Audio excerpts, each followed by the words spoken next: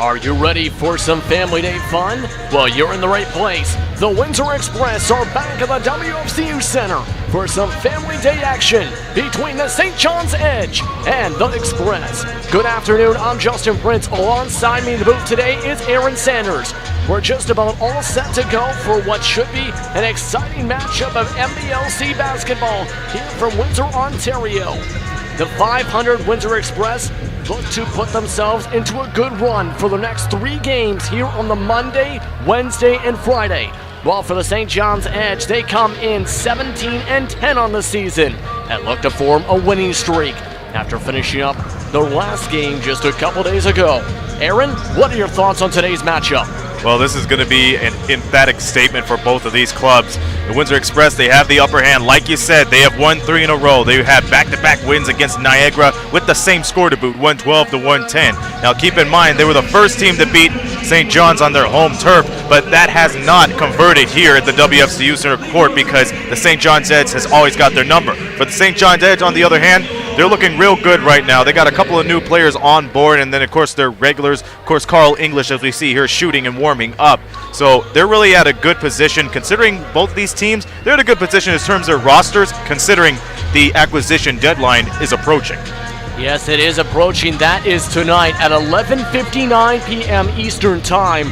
Already news coming out of the Kitchener-Waterloo camps that there is a lot of phone calls being fielded out there. So a lot to watch for potentially all the teams across the NBLC nation. Of course, though, as you mentioned, coming into today, the Windsor Express are coming in at 500 on a 2-game winning streak, 3rd in the standings. Right now, they are just 4 games back, 3.5, I should say, back of the St. John's Edge.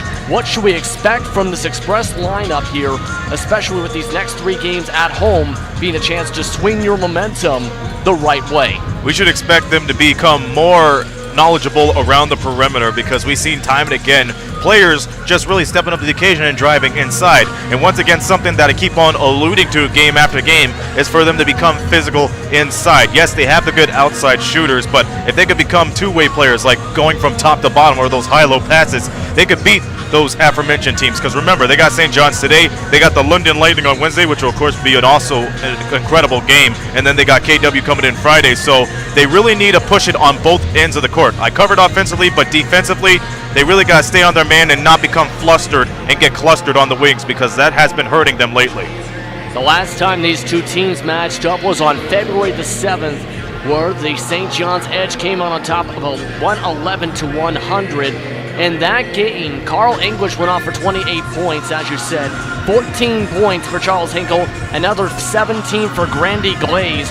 Who do you expect to be the player to stand up for today's game, other than Carl English, who did the last time? I say Charles Hinkle. He's been having a consistent game all year, and he's already has votes of newcomer of the year, of course. But the guy, he is phenomenal. He has the stature. He has the power. He also has the willpower to take care of business. So you got to expect him to take care of stuff in the front court. But in the back court, I expect Alex Superman Johnson to come in and step up on those shots. I mean, he has a couple of off games, but I don't know. It's something about him playing at the WFCU Center Court that gets him up and rolling. With that, of course, what are your keys to the game for each side before we start our pregame presentations here at the WFCU? Well, for both clubs, keep it plain and simple. Don't let any of those calls, take advantage of you. Keep a cool, level head because, once again, these two could provide a close game at will if they stay on their game plan. If you're the St. John's Edge, just bully them to the point where they will eat up the shot clock because they are one of the teams that doesn't respond much under pressure. It could be all kismet. But if you're the Windsor Express, keep the ball moving around the perimeter and just try to drive it because you can't expect a guy like Logan Stutz to deliver the damage all the time. That's why you have Anthony Otley Jr. and Desmond Hubert coming off the bench. But whoever's on the court, they got to know their role, they got to do their job, and they can't produce as much turnovers. Yes, a lot of good points for sure. Got to make sure you do not have a lot of turnovers, especially in a matchup like this. The Windsor Express, of course, having one of 3 games going on in the NBLC today for Family Day. The others going on, the St. John Riptide up by 1 over the Island Storm with less than 4 minutes to go in the second quarter before we tip things off here. Tipping off down the road in Kitchener-Waterloo. Those can be Columbia Titans taking on the London Lightning for the second game of their back-to-back. With that though, we are going to keep the attention on the road city, Windsor, Ontario, as everyone packs into the WFCU Center for Family Day fun. The Windsor Express, the St. John's Edge, up next on Knoxstrom TV.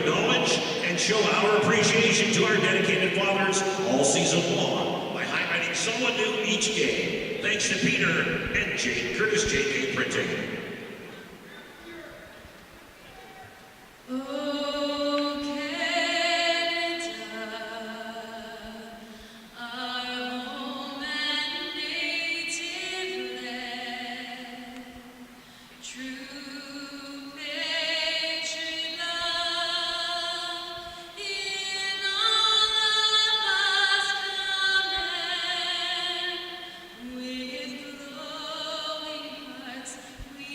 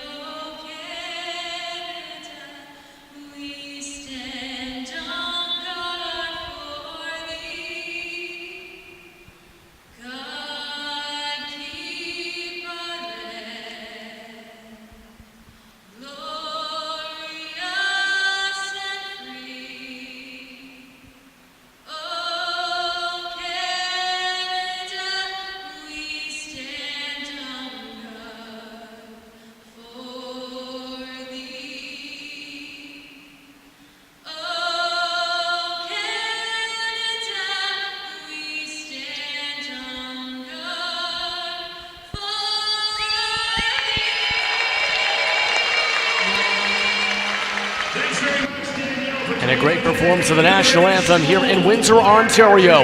Welcome back to Knoxstrom TV as we're just moments away from the start of NBL Canada action between the Windsor Express and the St. John's Edge. Justin Prince alongside Aaron Sanders as we get all set to go, just moments away from the start of action here on Family Day. Your final thoughts before we once again explain the starting fives. I have a feeling this is going to be a close game. Both of these clubs, like I said before, they have good rosters, are at a good standing right now. The Windsor Express, they have proved time and again that they are warriors when it comes to the second half of the season, and they're doing it such because of their 500 record. In the St. John's Edge, they started off real strong, and now they're just getting their bits and pieces together in terms of their roster, so expect almost everybody from each side to play today because this is a big game. It is a big game, and it could start a momentum swing for both of these sides into the final stretch out of the transaction deadline day. With that, it's time for your starting fives as the ceremony tip-off takes place at center court. For the St. John's Edge today, it'll be Alex Superman Johnson starting alongside Desmond Lee. Ryan Reed, the former NBA player who played with the Oklahoma City Thunder, will be starting along with Carl English and Charles Hinkle. For the Windsor Express, it's Logan Stutz, Maurice Jones, Chad Frazier, Shaquille Keith, and Demontre Harris. Well, basically you have your template lineup for the Windsor Express, and once again Demontre Harris, he came off the bench when he signed up with this team, but he put up massive numbers, especially becoming a bully on the board, so he deserves this 5 spot to start it off. And you know what, that's the guy that the Windsor Express could also rely on too, because if they're having trouble getting those shots open, he could always be down there at the post and get those rebounds and get those second chance opportunities, which the Windsor Express are one of the top teams to capitalize on. Yes, exactly, with that kind of moment. With that, it's time to get underway. As we finalize everything, are you ready for Family Day fun? Well, it's time for exactly that. Reed and Harris will go for the opening tip here from Windsor, Ontario. We're just about set. And we're underway for Family Day basketball. Let's hope this Family Day battle doesn't turn into a family feud, JP. Yes, you don't want to see that on Family Day. Lots of fans in attendance for today as the Edge have the first possession. As there is a buzzer. I believe there's a slight issue going on, but going back to what was being said with Windsor coming into today, 6th in the league in points per game right now, but also tops in free throw percentage, tops in the least amount of turnovers a game, and also 2nd in personal fouls per game right now in the league. Yeah, they have been able to manage those fouls, especially down the stretch, because now they're showing themselves once again that they are formidable when it comes to clutch time situations, and limiting their fouls and personal fouls rather is one sure testament of why they could become very strong when it comes to near the end of the game. So they got to look out for that, because St. John's, they also know how to develop and produce to those dying moments of the game. So that's why I said it's going to be a close game. Yes, it definitely could be and very likely will be a close game here as they finalize things here to get back underway. 10 seconds into the first quarter here at the WFCU Center. If you're just tuning in here on Knoxstrom TV. We want to give a quick shout out to all the families around since we are celebrating Family Day. So happy Family Day to each and every one of you. But you know, one thing that comes to mind when we talk about Family Day here, JP, is we don't have to shift it down to just one day where we celebrate families. We are a part of a family. We have a Knoxstrom family. We got our family off the court too. So a big shout out to them, and we thank you for tuning in, each and every one of you, here on this Monday afternoon. With that, we're back underway, and with 3 on the shot clock, Reed misses out the front rim. Here comes the Express for their first possession of the game. Maurice Jones running the offense. 2-3 zone from the edge. English on the man. Meanwhile, passed inside. Stutz gets it to go under the basket. You know, regardless, even though that pass was a little bit far for Logan Stutz to get the alley-oop, he still snagged the ball down and was able to finish off. The way that was arcing, it almost looked like a triple. Meanwhile, Desmond Lee pump fakes, gives it to Johnson. 9 on the shot clock, 1 minute into the first. Johnson drives in. Johnson gets the layup to go. And that's his specialty right there. When he finds that good isolation and finds that good open lane to the basket, he'll fly through. Thus, his name, Superman. Alex Superman Johnson, a one-time member of the Express, averaging about 12 points per game this season for the St. John's Edge. That is stripped away, meanwhile, by English, as Shaquille Keith will be drawn for the whistle. Yeah, Shaq Keith did a good job collecting that foul immediately because they don't want St. John's to get the upper hand on that steal and try to convert it into an easy 2 points. Tied up at 2 right now in the early going of this one as Hinkle's going to inbound it, and the Edge will bring it back up the floor. Johnson setting things up. Reed cuts inside. Hinkle comes around the slip screen. Hinkle for 3. He's got it. And once again, Charles Hinkle's one of those guys that could light up immediately. If he doesn't convert those points, he could be able to get those boards and those assists if need be. Yeah, Charles Hinkle having a great season, as mentioned, one of the best players this season. Meanwhile, Jones misses the jump shot as it's rebounded by Reed. English brings it down, charges at Keith. Gets it over Keith, misses, rebounded by Stutz. Battling for the rebound, still keeps it. Express will bring it up the floor. Chad Frazier now going to pass it back. Logan Stutz. Guarded by English as it goes back to Frazier.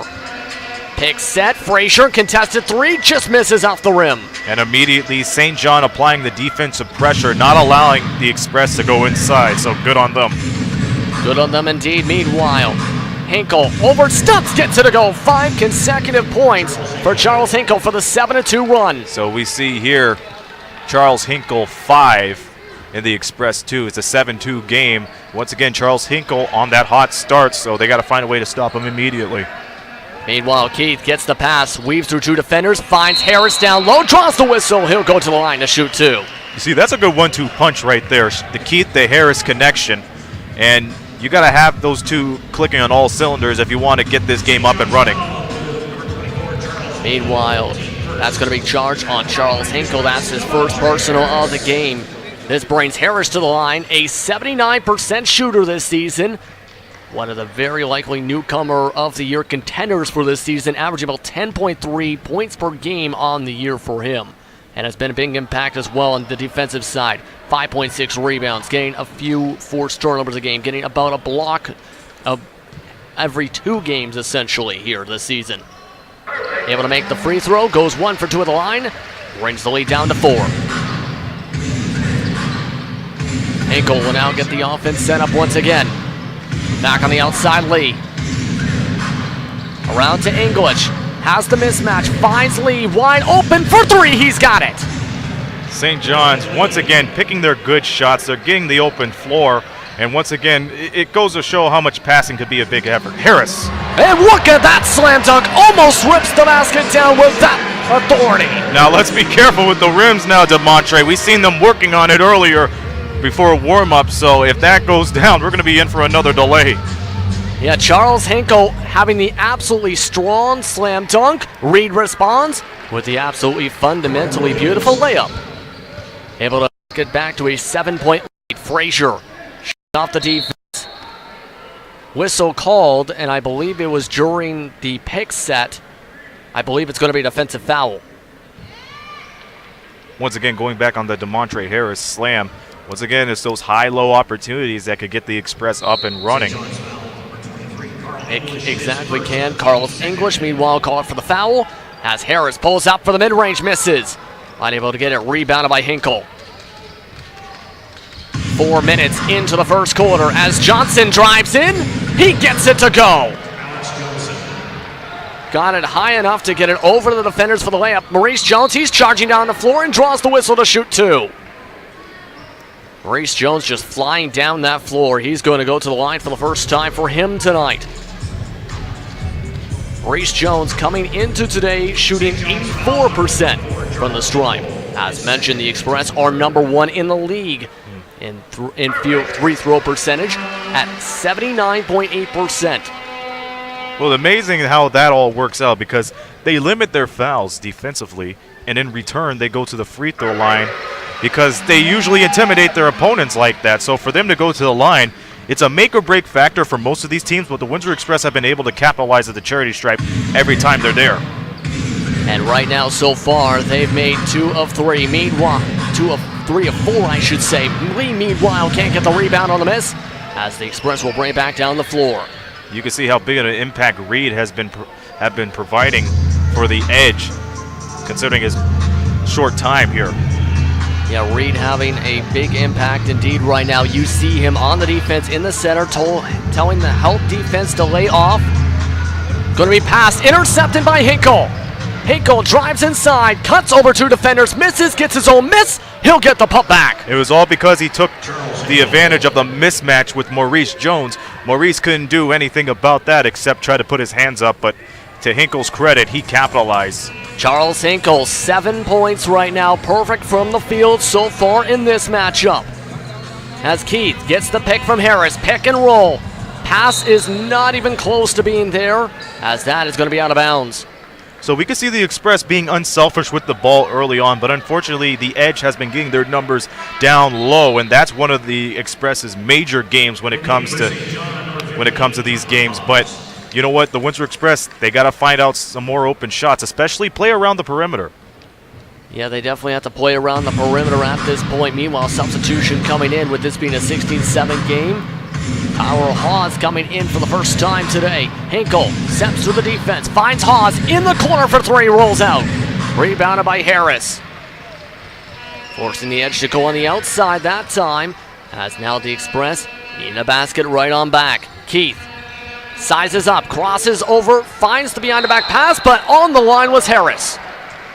Now see, that is a crying shame. Shaq Keith with the footwork and the ability to penetrate the defense, but DeMontre Harris was just 1 foot behind the baseline, and that caused that basket to not count. But good looks for Keith. I mean, good awareness, but unfortunately DeMontre Harris was in the wrong position.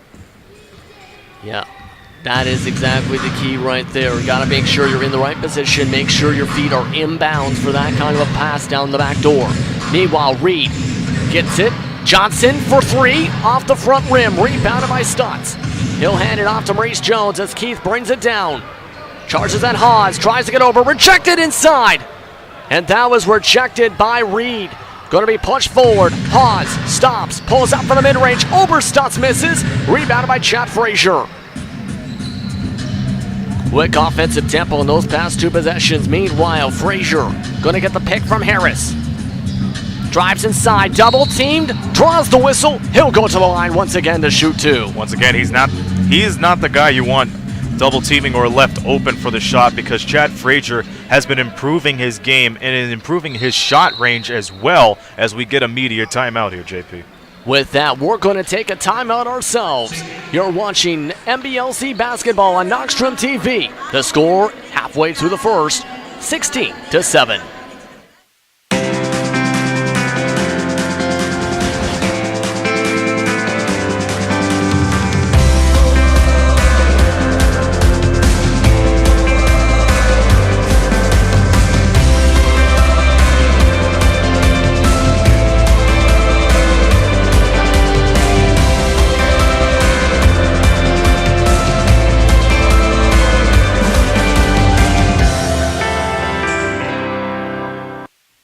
When it comes to cash loans, our customers will tell you there's only one choice: Cash Money. It's home of the original 300 for 20, where you can get a $300 cash loan for just $20. And with Cash Money's express approval, if you need more than $300, you can get it in minutes. And if that's not enough, we've got a kangaroo as our mascot. Okay, 300 for 20 is probably enough. So for cash loans for people who really care, come to Cash Money, home of the original 300 for 20. Cash money, love my cash money. And welcome back, everyone, to Windsor, Ontario, as the St. John's Edge leads 16-7, about halfway through this first quarter here. Aaron, what are your thoughts on what you've seen in the first few minutes of this one? Well, to say that I'm impressed is an understatement, because once again, these two clubs could read each other like a book, but the St. John's Edge has been capitalizing defensively and being able to convert on those fast break buckets. We've seen Charles Hinkle, or as Lisa Oronic put out, Hinkle Hoops, he's been dominating so far, and we're seeing Reed taking over off the ball too. They're really denying the Windsor Express chances of going inside, and on the Windsor Express, on the other hand, they have found good looks for shots, but it hasn't been able to go. We see Chad Frazier making the first free throw, JP, and I mentioned this before the media timeout, that this is not a guy you really want at the line or to warm up, especially if he gets the open J to go. Exactly. These are attempts 106 and 107 for him on the season. Makes 85 and 86 as he goes 2 for 2. Into the game for Frazier now. Meanwhile, Omar Strawn, one of the top three-point shooters of this season, being acquired by the Express earlier on this month. He's He's going to play the defense on Johnson. Strong gets the screen. There's the switch with Stutz. Pause. It's stolen away by Maurice Jones, trying to get it to Glaze. Oh, my. Able to work around the defenders, Jones. Strong for three, he's got it! Right on cue. Now Omar Strong has the defensive assignment against his former Mississauga Power teammate, Alex Johnson. So we're going to keep a sharp eye on these guards. Omar Strong, one of the top three-point shooters in the league, leading the way in percentage with 48%. Glaze, he's rejected, has the second chance. Drives inside, that's blocked once again. Picked up by Strong.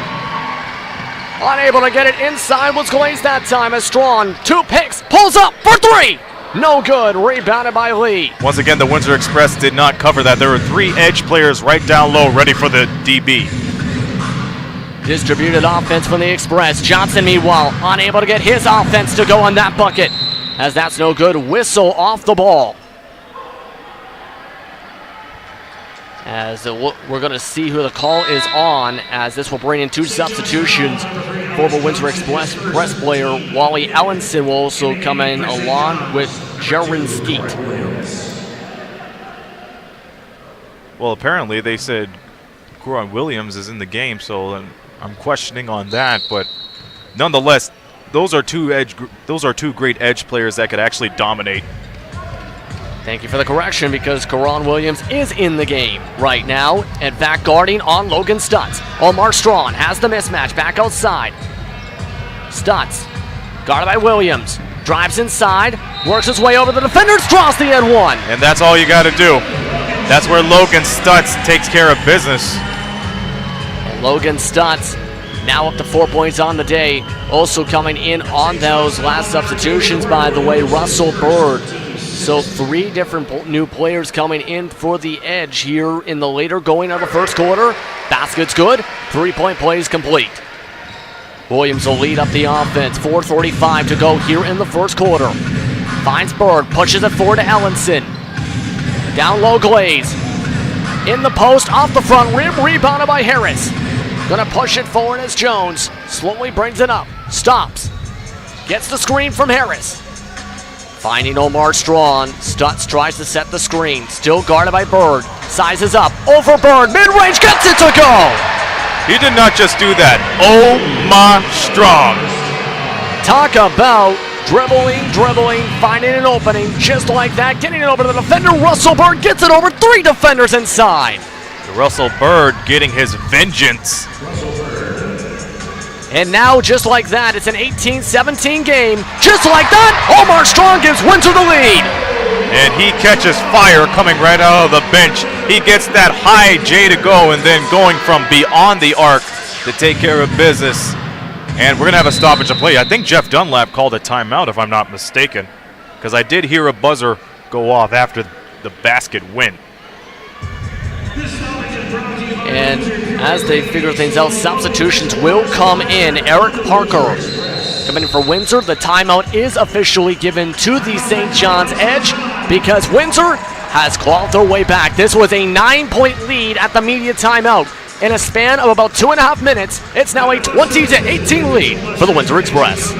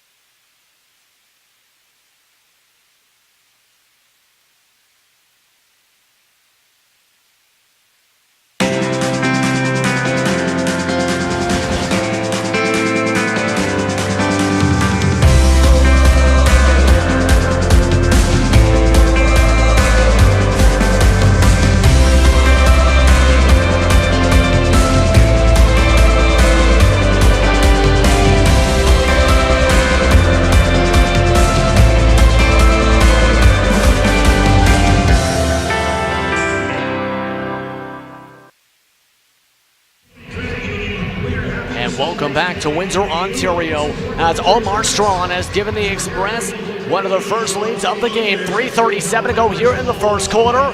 Talk about the effort that you've seen from the Express to come back from 9 points down out of the media timeout to now being up in the lead just a few minutes later. Well, that's why the Windsor Express bench is very powerful. They got the tools to do it. Second chance opportunists. The hot hands. That's all what the Windsor Express provide from their bench. So they have been very lethal this year. If you have to compare from this year and last year, it's hard to say that this year's bench is much better. And ever since the acquisition of Omar Strong, JP, we can see them shooting more with confidence because they got a well-seasoned veteran shooter that came along with them. So now, with them up 2, that brings up a lot of questions for the St. John's Edge. Yes, it does indeed. You can see the final discussions between the players as they get everything arranged. It's going to be Williams, Ellenson, along with Lee, Bird, and Reed on the floor. For the Windsor Express, it's going to be Strawn, Stutz, Keith, Parker, as well as Maurice Jones. With that, we're back underway. Williams passes on the outside, stolen away by Maurice Jones as that is going to be a reach-in. Good way to stop the fast break as it's going to be called, of course, on the edge. That will go on Russell Bird. His first personal, the team's 7th foul. That puts Windsor in a bonus situation from here on out. As an error stoppage of play, I believe it's for a substitution. As meanwhile, you've seen a lot of steals so far, of course, from Maurice Jones. He came into today the only player in the National Basketball League of Canada so far to have 2 steals plus. As correction, that was not for a substitution. That was for Windsor being in the bonus. For the stoppage, pardon me. But regardless, you talk about Maurice Jones, and once again, the guy has improved his craft during the offseason. Yes, this is only his 2nd year. He's the reigning Rookie of the Year, but you see him leading in minutes. You see him leading in steals, and because of that, he's one of NBLC's Ironmen because of his confidence of dribbling, his confidence to break through the defense, especially if he has a mismatch. So he's able to break through on one end and capitalize on the other. So once again, you got a good guard coming in if you're the Windsor Express right now. Yeah, big time step up for him this season out of his rookie season as well, averaging 16.4 points per game. That is in the top 20 in the NBLC. Carl English, meanwhile, drives inside, gets it to go for the 2nd leading scorer in the NBLC. Carl English able to bring it back down to 1. Jones gets the screen. Jones going to pass it outside. Sefton Barrett for 3, misses. Rebounded by Eric Parker for the first 24. Stutz pulls up for 3. He's got it. Once again, that good play around the perimeter is where the Windsor Express took over, and Logan Stutz with a good look. St. John's Edge couldn't do anything on that. And Logan Stutz now with 8 points tonight. That ties the team high with Omar Strong so far. Reed pulls up for the mid-range, wide open. He's good. And Ryan Reed, the former NBA pick in the 2nd round, gets the bucket. Brings it back down to 2. Parker on the pick and roll, drives inside. Jones just pulls up for the mid-range over his former teammate, gets it to go. And we talked about how confident Maurice Jones is, and that's a sheer testament of how confident he could really be when it comes to close situations like these. Windsor Express up 4. And meanwhile, Whistle going towards the basket as it's going to go against the Windsor Express. This will be just their 2nd team foul of the quarter. It's going to be on Eric Parker. As Chad Frazier will come in now for Maurice Jones.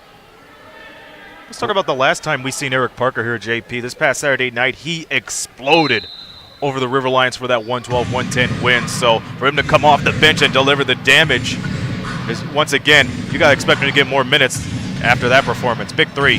And that's no good. Rebound by Frazier. We'll get to that in a second. As Omar Strong trying to set up a 3, gets the pick from Parker. He's double-teamed, drives by English, gets it to go. It's easy deuce, left some of the edge in his dust down there at the top, so he was able to penetrate. And meanwhile, the Edge looking to put themselves over the top right now at this point, down by 6. Reed calling for players to come. Lee at the top of the 3-point line, pulls up, whistle before the bucket, as that is going to be on the screen. I think it's against the Express. Yeah, I think it exactly is. Jaron Skeet, meanwhile, will come in, as that's the 13th foul for the Express. Jaron Skeet coming in for the first time now. He'll come in and have the inbound. Gets it inside to English. Going to go cutting inside for the perimeter. Reed draws the whistle on the hard foul. He'll go to the line to shoot 2. Once again, we mentioned those personal fouls, the Windsor Express being second best in the league when it comes to those fouls. You could see and early on in the first quarter, JP, these are not, fouls that are just right out of the open. Those are necessary fouls. We seen one of the first fouls of the game. Shaq Keith had no choice but to foul somebody after the interception, because if nothing happened there, it would be easy too. Right there, it's just a sheer testament, again, that they could intimidate the players into the rim and make those necessary fouls. That's the reason why they average the fewest personal fouls in the league. Meanwhile, Reed will go to the line to shoot 2 for the first time tonight. Makes the first of the 2 free throws. Reed so far, 5 points for him. That's second on the team in scoring here in this first quarter, as he'll go up for the second. And that one's also good. Going to bring this down to a 28-24 Express lead. Less than 90 seconds to go in the first. Strom brings it down. Going to give it to Frazier. Cutting inside past Ellenson, draws the whistle, and he'll go to the line to shoot 2 on that foul. Foul's going to go against Ellenson. As for Ellenson, that will be his first personal. Of note with the foul situations, Eric Parker with 2 fouls right now in the game. Our player with 2 fouls, Charles Hinkle. So that's a matchup waiting to happen right there. See those 2 explode. Charles Hinkle, he explodes consistently. Eric Parker, he has one of those games he comes in if need be. And once again, this past Saturday, he really came up on all cylinders when they were relying on somebody to deliver the damage. And boy, he did. Yeah, boy, he did indeed. And remember, the last time he was here at the WFCU Center as well, he recorded a career-high 21 points coming off the bench. 3 triples for a guy who at the time was 17% shooting from deep and ended up being the guy who made the difference. The first of those 2 Niagara River Lions deja vu games. Meanwhile, Edge setting things up. On the outside now, English sizes up Barrett. Gets the screen from Reed. Gets a 2 Reed on the pick and roll. He's doubled. Finds a way to get it over. Misses. Rebounded by Ellenson. They'll reset. Less than a minute to go. English stops, drives towards Frazier. Ball poked loose. That's going to be a turnover for the Edge. Once again, broken plays develop that turnover. And the Windsor Express capitalized when the Edge were clustering right down below the hoop. Meanwhile, substitutions on the floor, as it's going to be Desmond Hubert coming in along with Anthony Otley Jr. So Windsor bringing some of their top bench defensive players here for the final minute of the first. Strong, sizing up Lee, gets the screen from Otley as there's the whistle. Omar Strong debating that call. Yeah, it's going to go the other way with that as well, as it's going to be Edge possession now. This is going to give the Edge about an 8-second difference between shot clock and game clock. Anthony Otley Jr. called for the offensive foul on the screen on that play. Lee now on the outside. Gets it to English. Reach in now called for a second straight foul in about 10 seconds. This one for Sefton Barrett, who was just reactivated earlier on today for the Express. That's his second foul. That's the team's 6th as well. Still only 16 fouls for the quarter. Still about a 5-second difference between shot clock and game clock now with a foul as well. Skeet now gets the inbound from Lee. Going to set this up. Finding English. English cuts towards the baseline. Drives baseline. Finds the basket. Gets it to go. Winter's got about 8 seconds to get it off. Omar Strong looks up at the clock. 4 on the clock. Down to 3. Pulls up for 3. Just doesn't get the lucky roll. And with that, the Windsor Express lead 30-26 after 1 quarter to play. A very strong start to this one. 3 quarters to go here on Family Day. We'll be right back in just a moment here on Knoxstrom TV.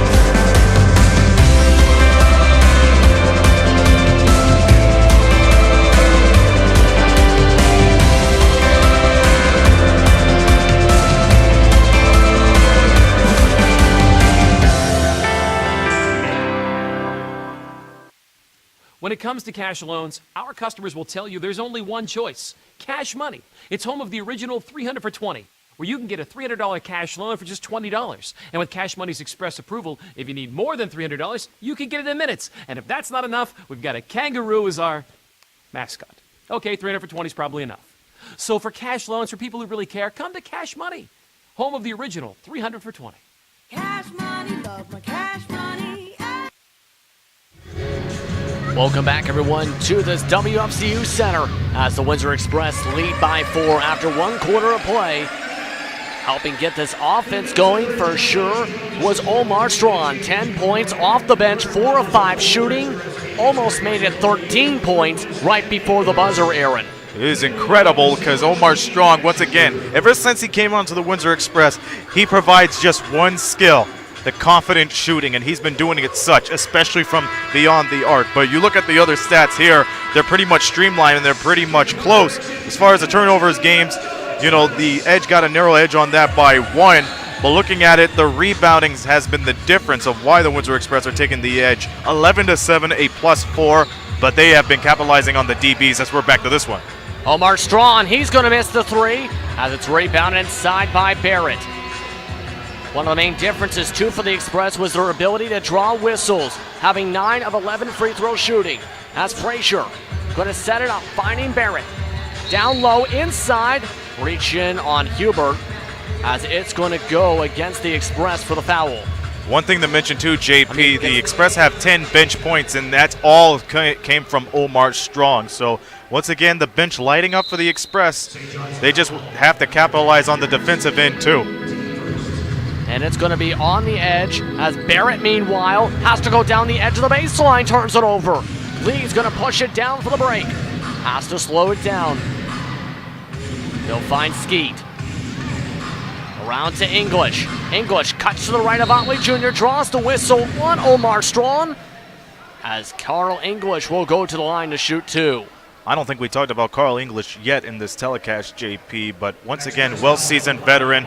He's glad to be playing at his home down in Newfoundland and everything else. He has been the X factor for the St. John's Edge ever since coming on. So, once again, he's a guy that knows how to control his body down the lane. He knows how to take those necessary shots. So, once again, one of those key reasons why we and the whole NBL Canada Nation has been keeping a sharp eye on the St. John's Edge.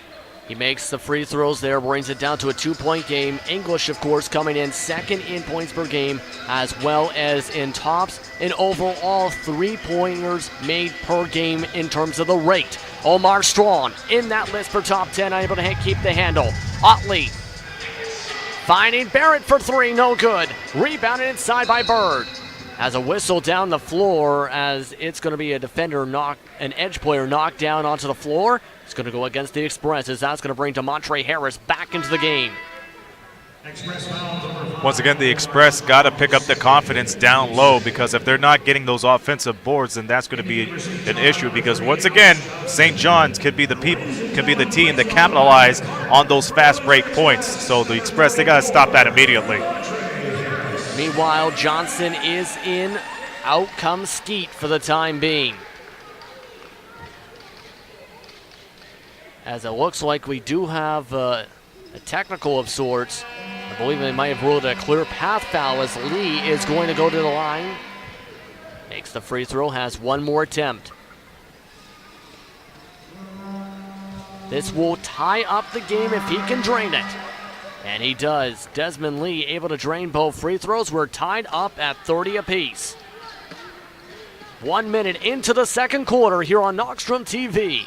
The St. John's Edge trying to take back the lead for the first time since halfway through the first quarter. Johnson brings it up. Passes it now to English, guarded by Harris, backing off. Barrett with the switch. Back to the double team, inside. Reed, he's swatted away by Harris. Keeps the play alive though, Reed does. As English, he's got 3, sizes up, pulls up for the deep 3, he's got it! That's a dang shame for Sefton Barrett right there. He stayed on the ball the whole time, but once again, Carl English with that high-quality shot to knock it down with ease with the shot clock running out. The Edge are back in the lead in this one. Meanwhile, whistle down low as we have a double foul here, JP. Okay, this is going to be an interesting situation, I believe. Going to see who the double foul is called upon. Multiple substitutions will come in. Shaquille Keith, Maurice Jones, Logan Stutz, Charles Hinkle. All the players coming in. So 3 Express players coming in, 1 Edge player. It's going to be Anthony Otley Jr. called for the foul as part of the double foul for the Express side. And Russell Bird will get the foul for St. John's side, too. Express trying to keep the momentum back to what it was before the end of the first. Maurice Jones for 3 off the front rim. Rebounded by Superman Johnson, finds Hinkle. Hinkle inside for the 3, gets it. He's picking up where he left off early on in the first quarter, JP, just taking over from around the world. Reason why he said inside, turns out he was inside the arc, as he had his tippy toes just on the three-point line. Who doesn't have the tippy toes? It's Logan Stutz as he drains the 3. Once again, a lot of people don't even think that Logan Stutz could shoot it from outside, but he can. Yes, he can indeed. Meanwhile, whistle, as we're going to see this called on the reach-in. It's going to be on the Express for Shaquille Keith, his second personal. Already the 4th foul for the team here in this second quarter. English gets the pick from Reed. He's going to call for the pick and roll. Johnson pulls up for 3. Just rims out. Stutz with the tap out. He's still going to get his own rebound. Maurice Jones now will cut it down the floor. Stutz, can he make it 2 straight threes? This time, no. He's able to get the board as he's going to bring it down and slow down the pace. No, he's just going to pull it up himself as he misses. And Logan Stutz able to get rebound number 6 on the game. Well, the Express aren't slowing down the shots. They're really picking up the pace on the boards. And now Chad Frazier able to drain the mid-range. Chad Frazier up to 6 points tonight. That's only his first make from the field. Meanwhile, Lee able to find Reed as it slows down the pace. Hinkle wide open for 3. That is good. Charles Hinkle, with no defender on him, drains his second triple. We got ourselves an old-fashioned Texas shootout here, JP. Who's going to blink first? That's going to be the question here in the second right now with the pace of the offense. 1 point lead for the St. John's Edge. Frazier sizing up. Finds Harris, can't keep the handle. Frazier keeps it alive. Stutz pump fakes, drives to the right, drives towards the baseline. He gets it to go on the bounce. Logan Stutz able to get the bucket on what was almost a broken play in this one. Johnson, meanwhile, passes outside Hinkle. Sheds the defense, finds Johnson open for the 3. He's got it. Alex Johnson, that's now his second triple as this Texas shootout continues on. Maurice Jones, he's going to even it up at 40. The Edge trying to fly down. Both teams trying to set the tempo with the run and gun. Hinkle pulls up for 3 over Logan Stutz off the back rim. Battle for the board. Maurice Jones has it, no jump ball situation. Maurice Jones will just fly with the confusion and easily get the layup for the lead. There you go. The Windsor Express have been proving time and again, especially in this game, that it has been a game of runs. St. John coming out guns a-blazing, and now the Windsor Express, they have the upper hand here. Back and forth at this point, back and forth. Reed, he's going to pass it outside. Lee for the triple. No good this time. Reed can't keep the rebound as Stutz has rebound number 7. He'll cut it down the floor. Keith drives from the perimeter back inside, finds Frazier to slow it down. He'll weave back and forth past English, can't get the bounce. Harris, though, offensive rebound. He's got it this time. Once again, Harris, he just picked his spot to capitalize. And plus, the Windsor Express, they had the upper hand immediately when it came to that shot. So they were on the right side at the right time. That will be the stored offensive rebound of the game for the Express, meanwhile, for the bucket. Meanwhile, Reed telling his team to work to the perimeter on the isolation. Stripped away from Reed. Logan Stutz has it. Maurice Jones, 2-on-1. Works around, finds Chad Frazier, and he's got the bucket. Timeout called from the Edge. And the St. John's Edge now trail to the Windsor Express on Family Day after a big-time run. You're watching Windsor Express basketball on Knoxstrom TV.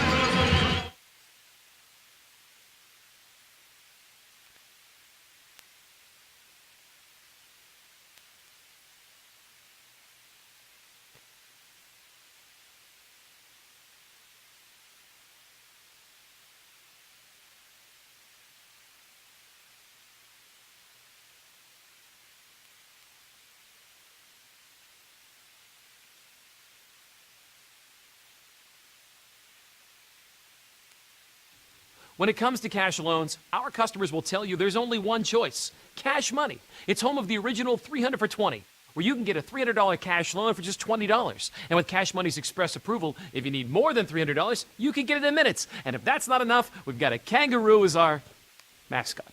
Okay, 300 for 20 is probably enough. So for cash loans for people who really care, come to Cash Money, home of the original 300 for 20. Cash money, love my cash money.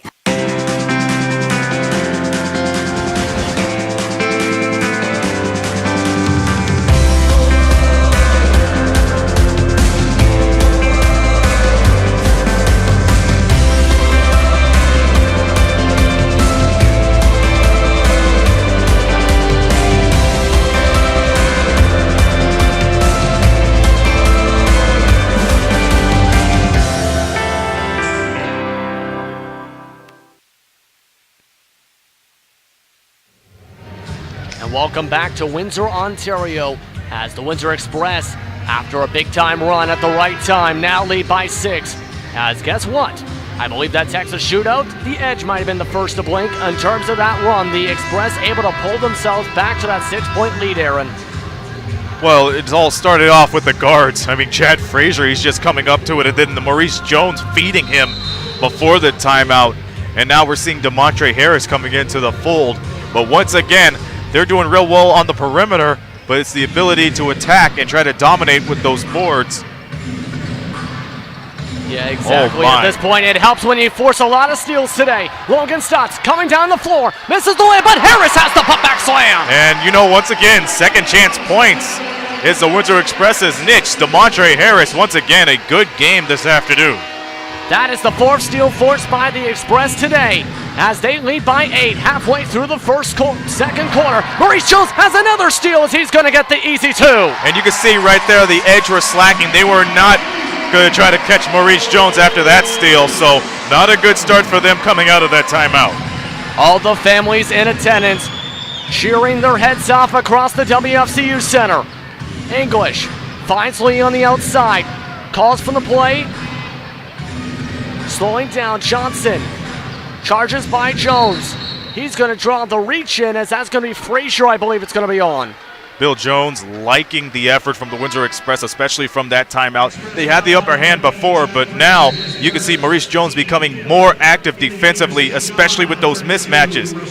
He's saying, what mismatch? He picked up on the steals at the right time in the St. John's Edge. Once again, they now have to rely on making those close passes because the Windsor Express now, they're going airborne. Meanwhile, substitutions on the floor. Bird in along with English. Williams back in. Meanwhile, English makes it look easy with the triple to break up the run. Well, if you're a guy that's been around basketball for a number of years, you would make that look comfortable and easy. Rounding out the players on the court right now, Hinkle as well as rounding out those players as mentioned, Johnson. Maurice Jones going to dribble it. Try to wind down the clock a bit. 7 on the shot clock. Weaves by Johnson. Misses the layup. Almost got the bank to go as Johnson's going to fly. Almost loses the handle. Does lose the handle as this one's stolen away once again by Maurice Jones. He's going to push it down. Passes it to Stutz. And that's good. And you know that's interesting because the Edge had a 4-on-3 advantage on that run. But Maurice Jones, once again, being capable to find Logan Stutz. It's the ball vision that helped them prevail over that mismatch. Tough defense right now from the Express. Right now, St. John's trying to get their offense back together. Hinkle misses. Windsor will try and respond. Try and make it their first double-digit lead on this possession. Jones cuts inside. Over Hinkle. Can't get the roll in to go. Almost got it, but tough defense from Charles Hinkle. Carl English, he's going to try and break this run up once again with another triple. Once again, confident shooting from Carl English, just bringing the edge back into this one. So now you could expect them to become more fired up on the defensive end. First, they got to stop Maurice Jones. Right now, Chad Frazier, the one bringing it up this time. Harris, high post. Bird on the defense. Harris spins to the left. Unable to get it to go. Hinkle gets the rebound. He's going to push it forward. And Jones is just going to go for the reach in here. The Windsor Express did have a foul to give for the rest of this quarter in the half. That's their team's sixth. That's going to bring Omar Strong back in as well as Sefton Barrett. So a small ball lineup of sorts. Logan Stutz and Shaquille Keefe, the tallest players on the floor at the moment. Carl English goes down low. Bird stripped away by Frazier, battling for the jump ball situation. It is a jump ball, and the arrow goes towards the edge's way, so it's going to stay St. John's edge possession. And you know, a lot of people keep on reminding everybody that Russell Bird is a part of the St. John's edge coming off that trade from the Titans. Once again, we're seeing a different style of play from him ever since joining the edge. So once again, he hasn't found his footing yet, but in due time, he will come up and rise to the occasion. Meanwhile, the Edge are going to have the inbound on the side. Wide open, Russell Bird, 4-3, going to miss. Logan Stutz grabbing rebound after rebound. That one directly to him. 52-46 is the score. Logan Stutz goes for the triple. He's got it. You know, after all those times of being beat off the three-point shot from Carl English, he finally responds with a confident shot from beyond the arc. Logan Stutz is burning the mesh today. 18 points, 3 triples. Just one missed shot from the field the entire way so far. Williams passes it outside. Bird goes down baseline. Stutz forces the defensive miss as Sefton Barrett gets the rebound. He's going to fly it down over Williams. Tries to get the layup, misses. Frazier tries to tap it out, unable to get the rebound. This one's kicked off a Windsor Express defender, meanwhile, on the Hinkle dribble. Now you can see the Windsor Express taking over on the Edge's offensive errors, finding ways to get from one end to another. Yeah, Sefton Barrett's going to be called for the fouls as well. That is going to be over the limit now for the Express. And once again, to everybody's surprise, the Edge has only picked up 2 team fouls in the quarter. Yeah, limited amount of fouls for them so far. Right now, only 2 players for them in double digit. 2 fouls, I should say, Hinkle and Bird. For Windsor, now they have Parker, Otley Jr., as well as Omar Strong with 2. Sefton Barrett also now up to that 2 foul club. Let's go look at the scores from out of town real quickly as Charles Hinkle tries to complete the second free throw and does. The St. John Riptide trail by 7 to the Island Storm starting off the 4th quarter. Wow, the London Lightning are up big over the KW Titans. 59-44 is that score. Meanwhile, we're on a timeout here with this being 55-48. We're going to go to a quick commercial break here on Knoxstrom TV. We'll be right back in just a moment. When it comes to cash loans, our customers will tell you there's only one choice: Cash Money. It's home of the original 300 for 20, where you can get a $300 cash loan for just $20. And with Cash Money's express approval, if you need more than $300, you can get it in minutes. And if that's not enough, we've got a kangaroo as our mascot. Okay, 300 for 20 is probably enough. So for cash loans for people who really care, come to Cash Money, home of the original 300 for 20. Cash money, love my cash money. Hey.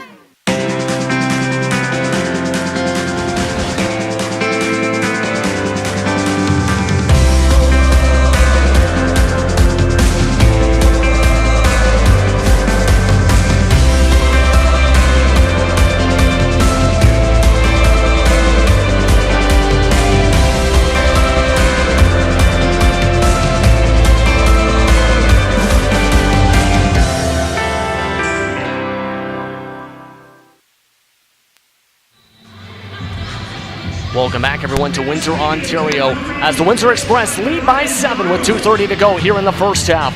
Aaron, there has been definitely a lot to discuss here with how things have been going, especially a lot of forced turnovers right now by the Windsor Express, leading to 10 points off those set turnovers. And you know, the St. John's Edge did not expect anything because early on they were attacking right to the basket and taking those confident shots.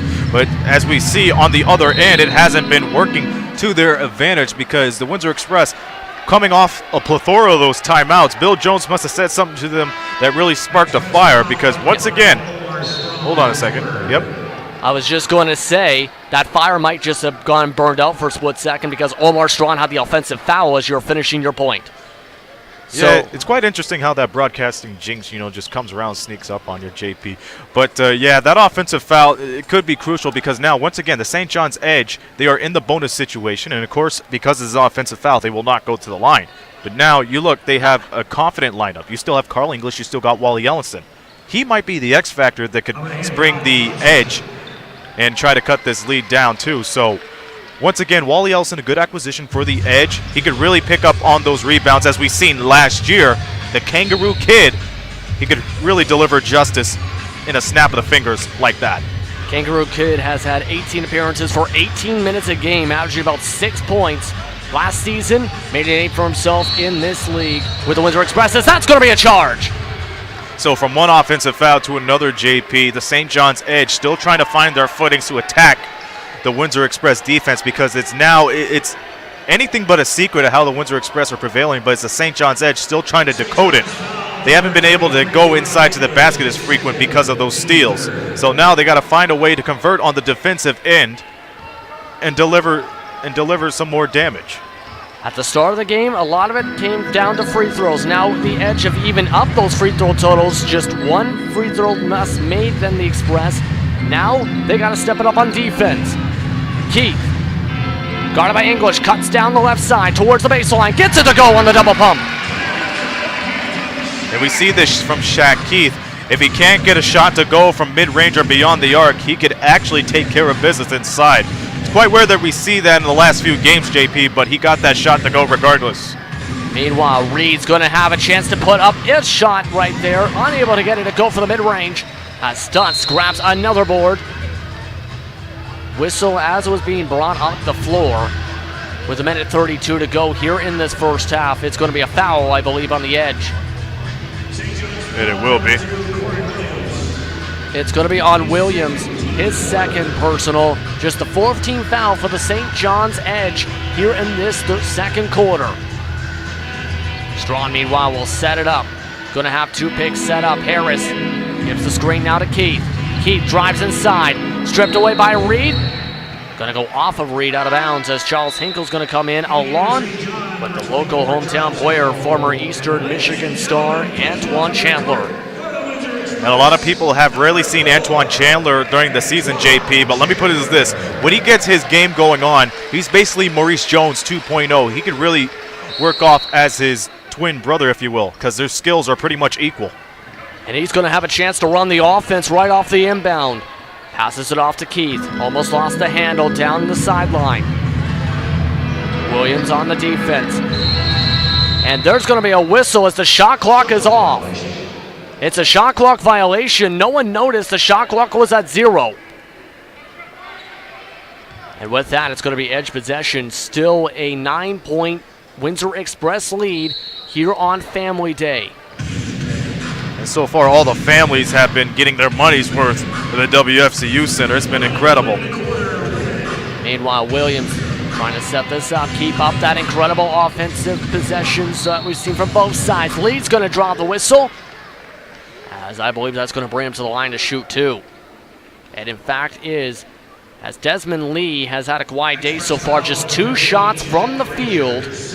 And right now going to the line for the first time today for him. But they have the right mindset now. They're attacking the basket where the Windsor Express have been taking over as of recently. So we got Desmond Lee at the line, and that could really stir up wonders for the Edge. If they keep on doing this, they'll go to the free throw more and more as he misses that one. Yeah. So this lead could still be dismantled under a minute to go in the half. That was the first missed free throw from the Edge, going 0 for 2 that time. Lee unable to get the seal off there from the stripe, as Windsor will have a chance now once again to make it a double-digit lead. Frazier finds Keith.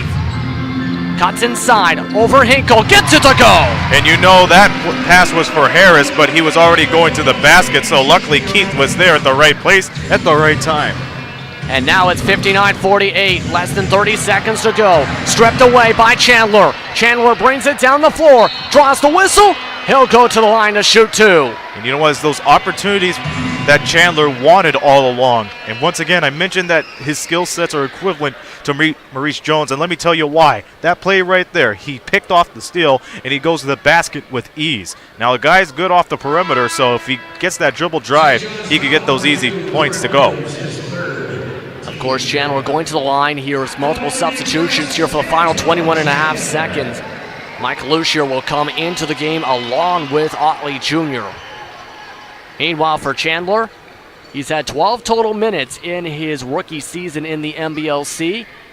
Makes the first free throw.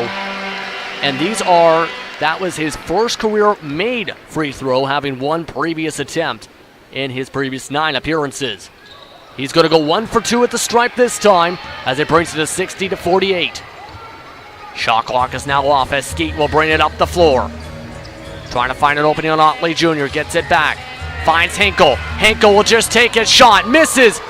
Tapped away. Able to get the rebound. Chandler. He's got 5 seconds. Down to 4. Flies down the floor. Mid-range jump shot in the paint. Beats the buzzer. And with that, Antoine Chandler able to beat the buzzer. Brings us 62-48 into the tunnels. What an absolute shot from Antoine Chandler to make it from the field. That is his 5th career made shot from the field. Able to beat the buzzer. With that, it's a 14-point lead for the Windsor Express on Family Day. Oh, the family's definitely excited on that one. The Edge, they definitely have a lot to discuss inside the locker rooms. With that, though, we'll be back in a few minutes for the Knockstrom halftime and more here from Windsor, Ontario on Knockstrom TV.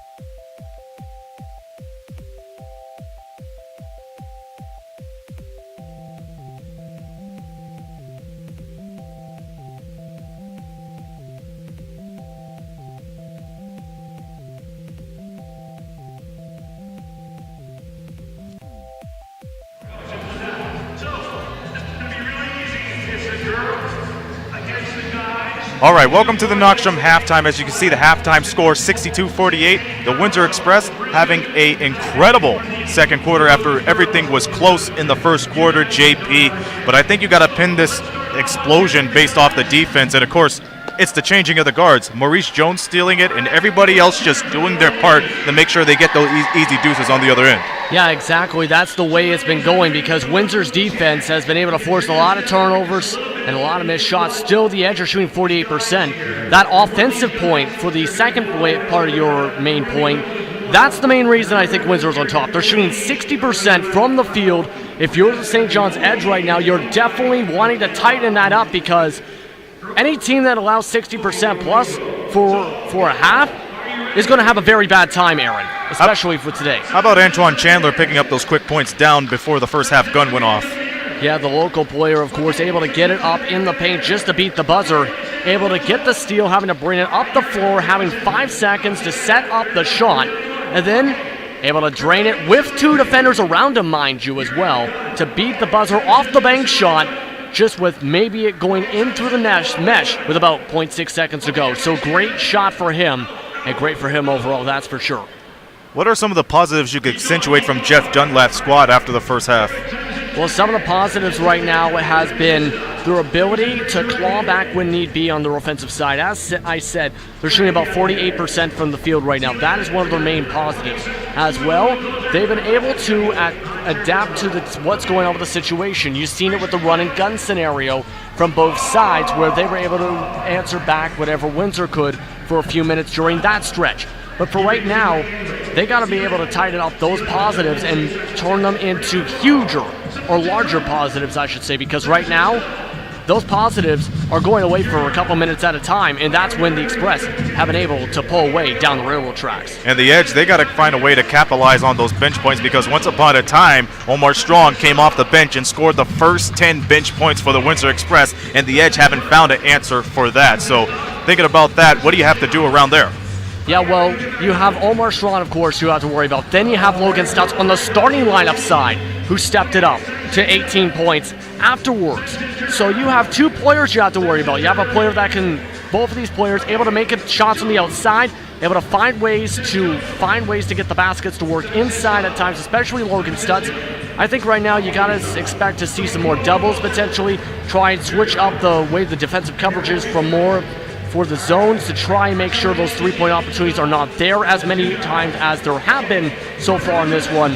There's a lot of adjustments I think that have to be made, so it's going to be interesting to see what they are still. That's the thing, because that defense needs to tighten up, especially when those 2 players. And we'll talk about those adjustments in a quick moment. We'll go to the out-of-town scores first, but first off, we'll give a quick shout-out to Gary Mazza. We saw him today before the game, JP. He's right behind the Express bench, so it's always a good sign to see him down there. He was the assistant coach for the Windsor Express last season, and now he's just back behind there for today, or so we know. So we want to give a quick shout out to Gary Mazza for that. But now to the out-of-town scores, because we're not the only game in town here on Family Day. Yes, of course, there is a lot of games going on across the NBLC nation. London Lightning and KW Titans, as of a few minutes ago, that was a 15-point game towards halftime. So London just absolutely dominating in that matchup so far in the back-to-back. Yesterday, if you remember, it was an absolute shootout. The way it was put was perfectly this way. If you're a fan of offense yesterday, you got an offensive shootout. If you're a fan of defense, you've seen absolutely zero defense for anybody, and in the end, London's able to step up on the defense just the way they won. Today, it's London's offense absolutely pile driving them on the home floor, mind you, and that one. Meanwhile, the Island Storm, of course, and the St. John Riptide, that one is an important game for the standings as well, Aaron. So that one's getting towards the end of the 4th quarter. A lot can still change with that one as well. And that's right. We even mentioned on our Facebook Live pre-game, halftime, and post-game show yesterday from Budweiser Gardens how important standings are when it comes to the Atlantic Division, because it's now a foot race. We see St. John, they dropped down a couple of pegs, and Halifax, they're no longer in first place. We see the Moncton Magic taking care of business right there. And once again, we mentioned the Juan Patillo signing. It means they have no end in sight in terms of their success. Yeah, no end in sight indeed right now, because as we explained during our Facebook Live halftime and post games, you still have Terry Thomas as well as Brent Jennings in the fold. As said by Coach Salerno, the main things from that situation is you have Terry Thomas currently dealing with bumps and bruises, and Brent Jennings still in the fold, just on the inactive list to keep the options flexible for the time being. So you have 3-star veteran players. You have, of course, with Juan Patillo coming to his second straight season in the NBLC, like it was last season when he was with the Express coming from Japan. This year, he's coming from Finland as they finish off third season, number 1 in scoring there.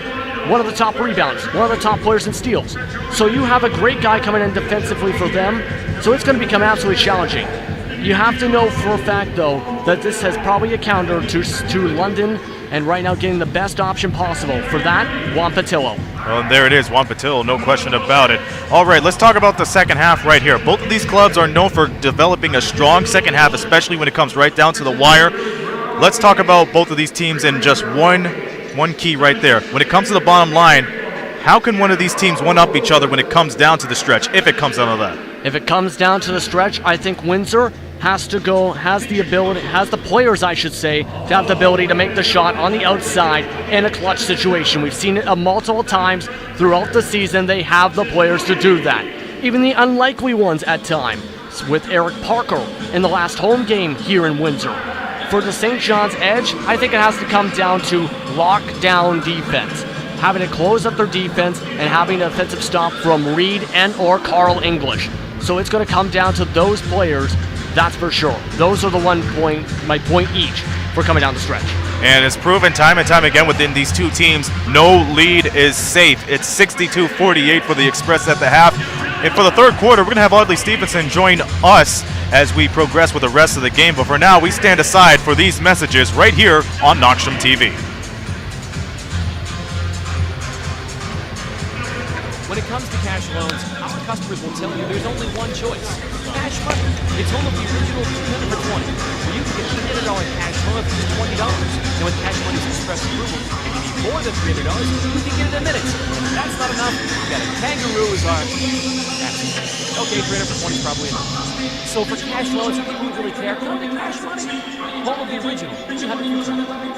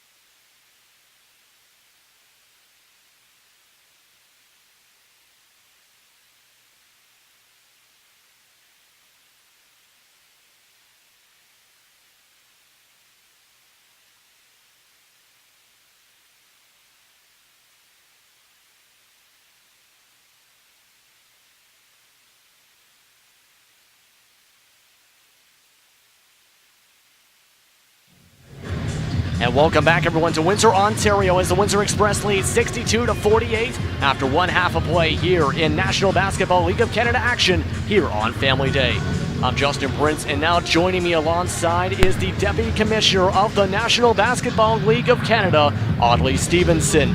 Now, welcome very much, Audley, once again to Windsor. Hey, thanks for having me, just making my rounds. It's Family Day, and I knew I wanted to be down here. And it turned out to be a pretty good first half if you like lots of points being scored, that's for sure. Yeah, definitely a lot of points scored. 62 points for the Express, 48 for the Edge. Right now, of course, with Windsor with those 62 points, scoring 60%. What are else your thoughts before we get to the action about the game so far that you're here, of course, for Family Day? I mean, look, both clubs are getting after it. The Edge want to certainly challenge for that top spot in the Central Division, and that's still well within their sights, and that's not deviating. And then you've got the Express, who are looking to make up some ground. They played very well as of late, which is great to see. And I'm just glad that we've got a great crowd here to take it all in because they're enjoying the action. Yes, enjoying the action indeed. A lot of fans here in attendance here at the Windsor Family Credit Union Center, the WFCU Center here in the Rose City. Of course, with this being a Family Day game, how important is it to have these kind of games where you can get the family involved, even your own children also here in attendance? Yeah, my kids are here with me. We're taking it all in. Look, we market and promote ourselves as a family-friendly product, and what better way to further with that promotion of that is have events like this on Family Day. Out in PEI, it's Islander Day, and we know they've got a big crowd out there as well. The Titans and the London Lightning are doing battle up at the Odd. Another Family Day game, so it's really big for our league overall. Considering, again, that's how we market ourselves as a family-friendly product. Meanwhile, you just seen a technical free throw out of the halftime locker rooms for the Windsor Express to make it 63-48. As that helps with their deficit, they start off with a possession here for the third quarter. As the Windsor Express set up for their first possession of the third quarter. Of course, today is also the transaction deadline day at 11:59 p.m. Eastern Time. As the Deputy Commissioner of the league, what is going on with what's going to be expected, I should say, with the teams as they try and get their final moves before the final stretch for the playoffs?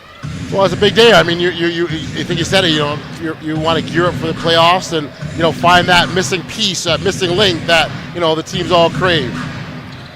And right now, you see the Edge coming around trying to set up this possession. Carl English going to put up the two. Smooth baseline jumper, Mr. Carl English. Very smooth indeed. Able to drain the bucket.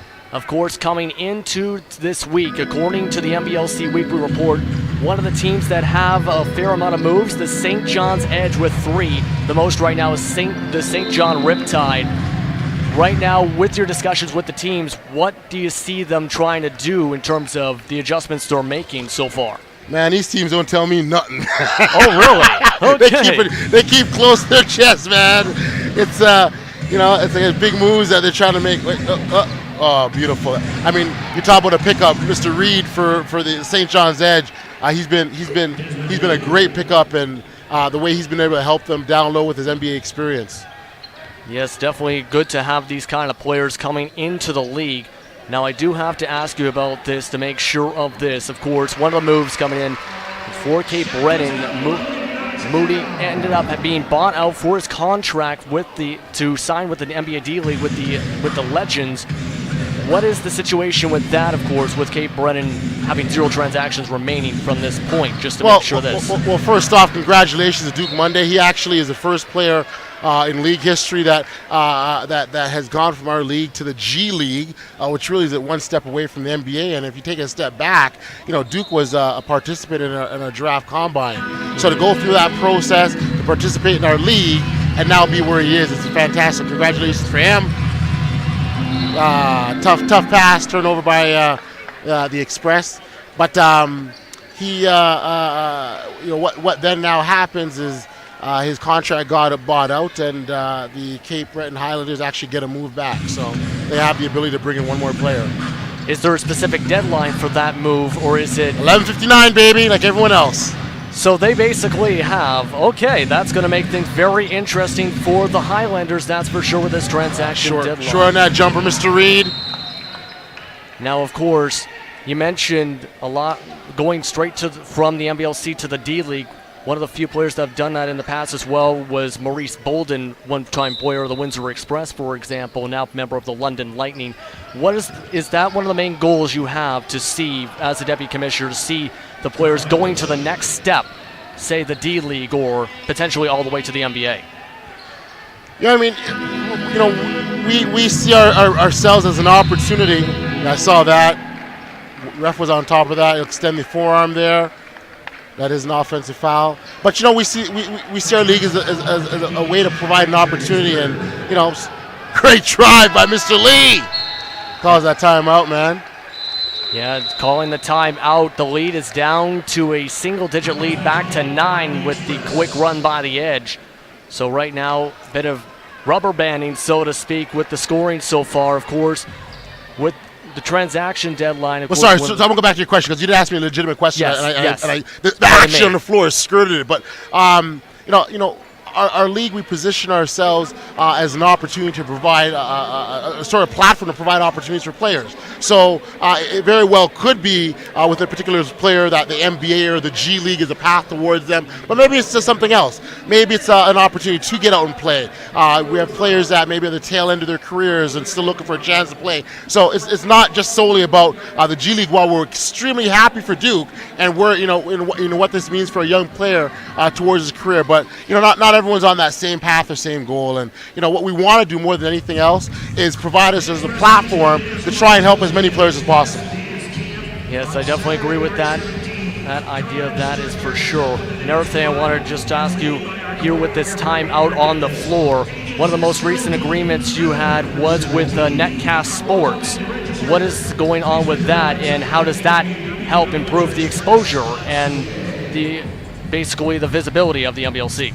Again, another platform for our league to be seen. We reached an agreement with them in which they will really provide the league more exposure through their audience and air our games. And I believe they're in North Carolina, and they'll have an opportunity to. First off, they have a great interest in our league and have followed us for a considerable period of time. So again, this is just an opportunity for the league to get some exposure, really. Of course, with about 9:15 to go here in the third quarter, I do want to ask what else is coming up on the league pipeline. Of course, as mentioned, transaction deadline is today. What's going to be going on past this point for the league itself? Well, we're focused on playoffs as Mo Jones hits a big free throw jumper. But what we're really focused on is having a strong finish. The playoffs, obviously, are in the next 6 weeks or so. Will be around the corner, and it's really making sure that we are continuing to do the things that we should be doing as a professional basketball league.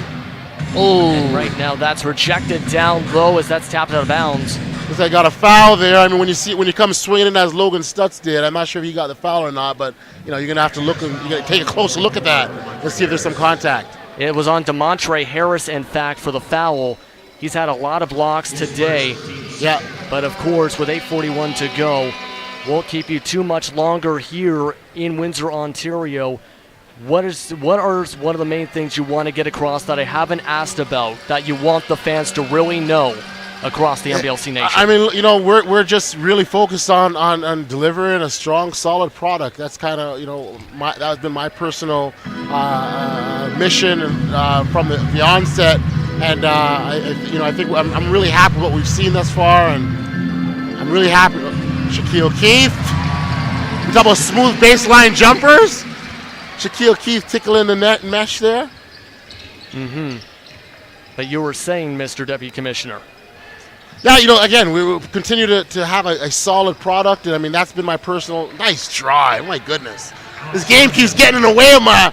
What a drive inside. This is back and forth. Good stuff, man. Good stuff. Like I said, I'm just excited about the product. I'm a fan first. I've always been, and really happy where this league is going. And with that, there's going to be another foul on that drive. Meanwhile, as is there anything else you'd like to say that I didn't ask you about at all before I let you get going? And Yeah, no, I mean, Justin, you've. I mean, I'm happy with what we're seeing. Thank you for the job that you and Mr. Saunders continue to do in supporting of our league, not just our teams. I'm always been appreciative of both of you, and Mom, let's have a strong finish to the last 6 weeks, man. That's a game plan. let's do exactly that and see if we can do exactly that. Thank you very much, no problem, man. Deputy Commissioner Stevenson. Thank you.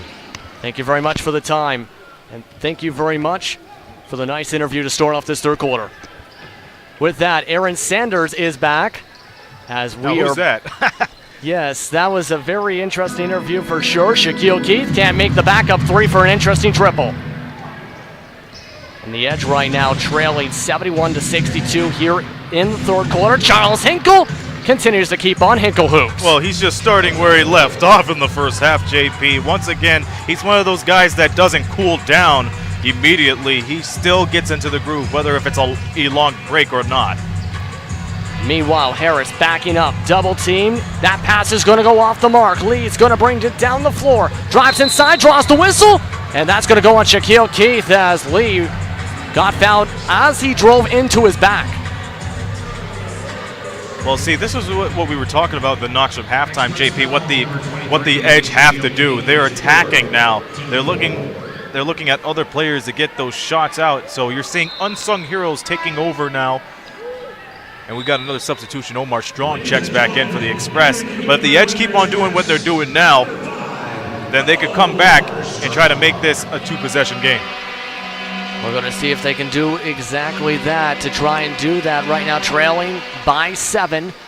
Bring that down to 6. 71-65 is your score here in Windsor. Right now, Windsor still shooting 61% from the field in this one. As Lee misses the second, Hinkle able to put it back in, my goodness! Once again, you cannot let anybody away easily, especially when it comes to free throws, because Charles Hinkle, a guy like him, can capitalize like that. You're lucky it wasn't Wally Ellison on that court. Yeah, that was with one hand, mind you, as well, from Charles Hinkle. So an absolutely phenomenal play from Jones. Gets it down low to Frazier, that's good! Well, that's one way to redeem yourself after that play. Good ball movement, good awareness by Maurice Jones. Good awareness with the spin, as now the Edge set back up, down low in the post. Lee drives, Omar Strong falls over. That's going to be a foul on the floor before the shot. As that, I believe, is going to go on Omar Strong. And it will be, I believe, as this will inbound it down the baseline. That's Omar Strong's fourth personal. Charles Hinkle keeps up Charles Hinkle world with 21 points. Once again, he's lighting it up like he did his first appearance here, dropping 53. He's far away from that, but the way he's performing so far, he could probably get it Stutz. Logan Stutz misses the three, rebounded inside by Reed. Johnson is going to bring it back down the floor meanwhile. Guarded by Stutz. Reed just inside the three-point line, gets it. Ryan Reed able to drain the mid-range just inside the three-point line. And the former second-round pick from the Indiana Pacers brings it to a 2-point game. Omar Strong going to try and change that as it misses on the outside. Carl English, meanwhile, pulls up for three. He's got it. Once again, the Edge coming back. Second half heroics. Both of these teams are the ones to rely on when it comes to those heroics, but St. John's once again capitalizing with those open shots. That ties it up at 73. Jones inside, misses, rebounded by Reed, but Jones able to strip it away and inbound it, as that is going to be a push out, I believe they're going to rule. That's a great hustle play from Maurice Jones. That's one of those plays you got to do when you're about to go out of bounds. Hit it off somebody, but once again, he got shoved. So it goes to show, once again, how much confidence Bill Jones has when it comes to his Windsor Express guards. Meanwhile, a couple substitutions. Glaze into the game as well as Williams. So a couple quick substitutions from Coach Dunlap and his squad. Once again, it's the size that matters for Jeff Dunlap's squad right now, because there were a couple of times where they were left they were left high and dry when it came to the boards and the shots. So Dunlap wants to make sure that doesn't happen again, considering with the run they've been having so far. Logan Stutz, meanwhile, goes for the triple. Gets it to go. Yes, sir! It took a little bit to get down, but boy, howdy, it did. That is after the corrected 3, originally ruled a 2. Makes it a 2-point game. Tapped out of bounds off of Jones. Meanwhile, it's stripped away from English. They'll keep the possession here. Wasn't his assignment, but he kept his eye on the ball.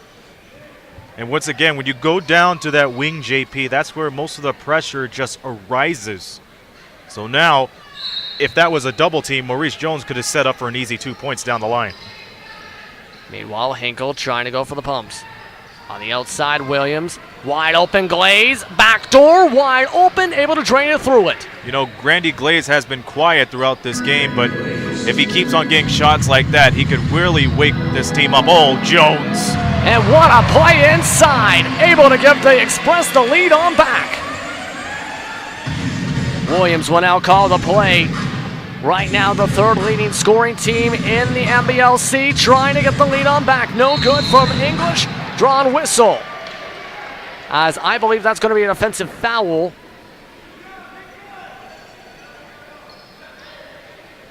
As it's going to be inbounded down the base from the baseline. Charles Hinkle's called for his third. Substitution coming onto the floor. Meanwhile, Stephen Barrett will come in.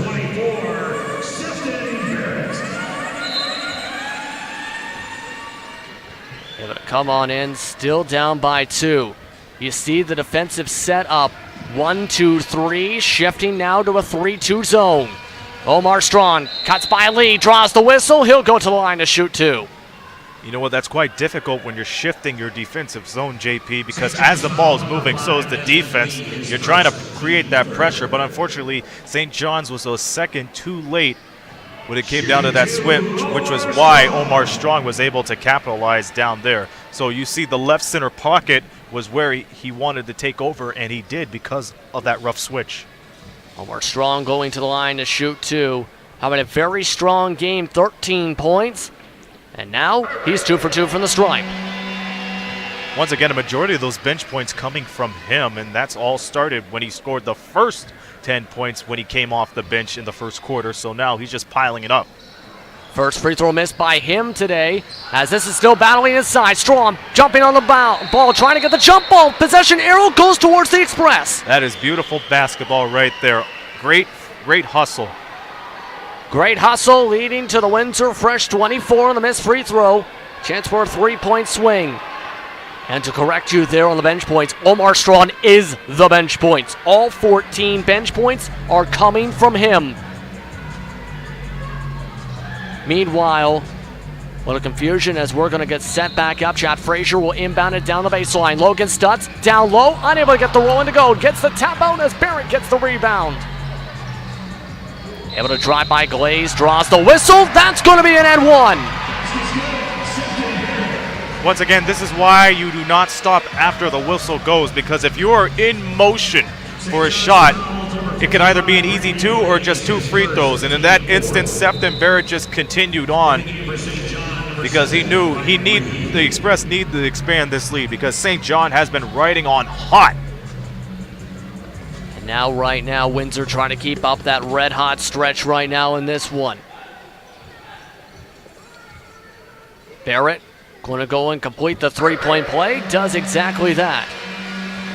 The Edge still outscoring Windsor by 8 points here in this third quarter. It's still a 6-point lead. Coming around English. Steps back. Finds the defender with the mismatch. And drawing the whistle and the charge is Maurice Jones.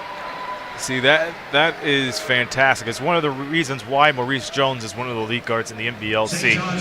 Once again, it goes back to the mismatches, but when he's at the right place, he could really take advantage of it. And that offensive charge right there could just open up a lot of opportunities for the Express because now, mostly on the floor right now, you got two-way players, JP. Yeah, exactly right now. That was tapped out of bounds, meanwhile. The whistle was on Ryan Reed. Here is the players on the floor for both sides. It's currently a lineup of Ellenson, Reed, English, Williams, along with Lee on the floor for the St. John's Edge. For Windsor, it's Barrett, Stutz, along with Omar Strawn, Chad Frazier, and Maurice Jones. Those are the players on the floor. A lot of two-way players, as mentioned, who can play up good, strong offenses and good defense. The Express on a 1-3-1. Right now, cutting inside, 3 defenders inside, still able to get it over to the defense is Ryan Reed. It's the Windsor Express defensive cluster that foiled them right there. Just able to crack through the cluster to find the perfect gap. Meanwhile, Frazier, pump fake by Stutz, drives inside, blocked by Wally Ellenson. Ellenson trying to save it, gets it to stay in bounds. Here comes the edge. They have to slow down the fast break. Williams going baseline. Weaves it over the defenders, misses, tapped in by Lee. Once again, the defensive cluster is just knocking down the Express. And the defensive cluster is going to bust through as Jones able to get it through and gets the steal off the inbound. This could be a 4 straight points, no good. And Maurice Jones is still on the ball. Still chasing it down, guarding Lee right now. English calling the play. Stripped away from English as that's tapped out of bounds. 4-point game, less than 3 minutes to go here in the third. Incredible recovery by the Express, even though that 4-point swing did not go as planned. But boy, did they get back on defense immediately. They knew if the Edge had the ball, they could just go for an easy high-low pass. Meanwhile, the foul called on that on Frazier. That's the Express's 6th foul. As alley-oop attempt from the Edge. Able to still get it as Reed as Williams has to back off with Jones. 1-3-1 still over the defense. Able to drain it over Frazier as English. English with a smile on his face. Able to drain the bucket. Still trails by 2. Harris, meanwhile, able to get the slam dunk on the pick and roll. Too easy. You said it right there, JP. The PAR is strong. Way too easy on that one. Still 4-point game here. Russell Byrd getting ready to come in. Williams trying to pass it down the baseline. Able to still find Desmond Lee for the triple, no good. Rebounded inside by Maurice Jones. Flying down, Chad Frazier. He's going to be drawing the whistle. I believe it's going to be on English. They're also going to end up bringing Alex Johnson back into the game. Well, they need a lot of backcourt coverage as much as they can. So with Alex Johnson coming back to the lineup, JP, that's going to put a lot more master lock defense on the St. John's side because now they're seeing this lead slip away. Right now, they need the defensive stop, especially with Windsor still shooting 61%. Although, the St. John's Edge is now shooting 59.6% from the field. Both teams shooting the lights out. As Frazier pump fakes over English, draws the whistle, able to go to the line to shoot 2. Now, I'm going to have to stop you there in terms of shooting the lights out, JP, because when London came here about a week and a half ago, the fourth quarter was about to begin, and the lights were out too, but both of those clubs put on a scoring display. But on this game, yeah, shooting has been the crucial edge for both of these clubs, no pun intended. Windsor Express, they're swinging the ball around. That's why they're getting those good shots. The St. John's Edge, they're relying on Carl English, as indicated in the last few minutes, to get those shots to go. So when you look at it, it's the best of both worlds, but they're playing their own style of basketball. They're not giving in to anybody else. That's exactly what they're doing. Meanwhile, Frazier makes the first of 2. You mentioned English. He's leading the way in scoring now, too, for the entire game. 26 points, 4 triples in this one. They're going to need him to keep on performing after the missed free throw from Frazier. A rare miss for one of the top free throw shooters in the NBLC. Meanwhile, Johnson gets it to Bird. Off to Johnson once again. Sizes up, finds Bird. Nice 2-man game, able to drain the triple. And Russell Byrd now rising up to the occasion. Had some fits in the first half, but now he's coming alive. That's too hard. That is too hard. That's a double foul, and I don't blame him. Way too hard as Byrd hit the floor hard, my goodness. You gotta be kidding me.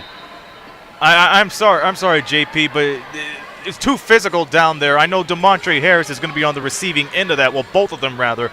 But still, that was a little bit too hard. I think that's exactly what Coach Bill Jones might have just said. Too hard, buddy. Too hard.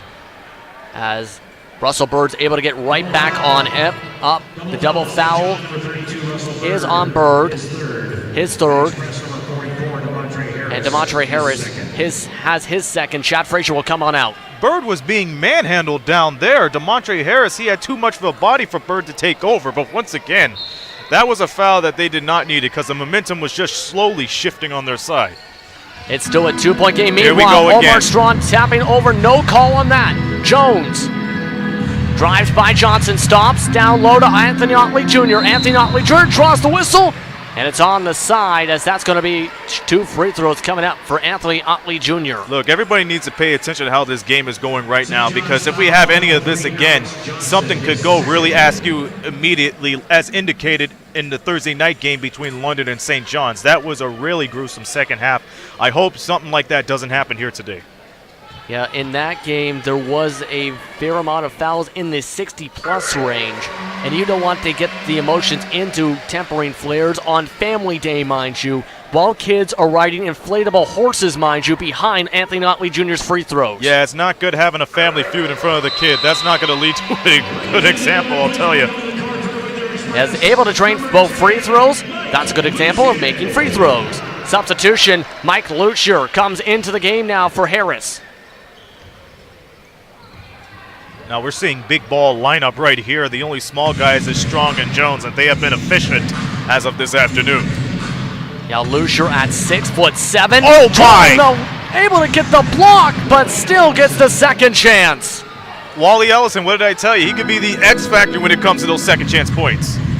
Wally World trying to open its gates once again. Meanwhile, whistle drawn down the baseline. It's out of bounds. Turnover for the Express, as that is their 11th. +4 advantage in this game. Ellenson able to give it to Hinkle.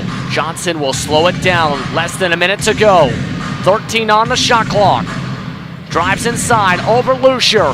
Doesn't get the bounce. Ellenson diving for the rebound and draws the whistle. Goodness me. You know, I cringe when it comes to those plays like this. Try to finish up on the follow, JP, but he had his body all skewed up in an awkward position, and luckily he landed the right way, or else it would have been worse than anticipated. I'll tell you that. He'll have the chance to tie the game regardless, going for the free throws, going for the hustle play to get the board, as this will have the chance to tie it up right here in what has been a very close one. And the Edge go 2 for 2 with Wally Ellenson. 15 free throws made from St. John's. 37 seconds to go. Maurice Jones pump fakes. Passes it back. No one's there. Lucier able to save it. Able to keep it from the backcourt. Still the backcourt as Omar Strong can't save it this time. Yeah, Maurice Jones threw it a little too far off the Express reach. So now St. John could capitalize with under 30 seconds to go and probably regain the lead. 29 seconds indeed, 5-second difference, shot clock and game clock here on Knockstrom TV. Jones telling his team, calm down, calm down. Guarded by Maurice Jones. All players going for the isolation. Down to 9. Play should start moving here. Bird trying to set the pick. Good steal by Parker. Able to pump fake, drawing the whistle is Johnson. Smart play indeed. Eric Parker did a good job sealing off Russell Bird because he was about to come up and set the high pick. But Alex Johnson, a much stronger, astute play. Yeah, it was a strong play and a smart play because he noticed there was no openings coming up to pass to with the failed pick, so he tried to go for the pump fake, got the pump fake to bite, and draws the whistle and gives his team the lead 90-89 with the first made free throw. Anything goes here. Free ball. And from the charity stripe, able to make both. Substitution, Glaze will come in. Shot clock off for 7.6 seconds to go here in this third quarter. Full court pressure by the St. John's Edge trying to seal off the inbounder. Omar Strawn.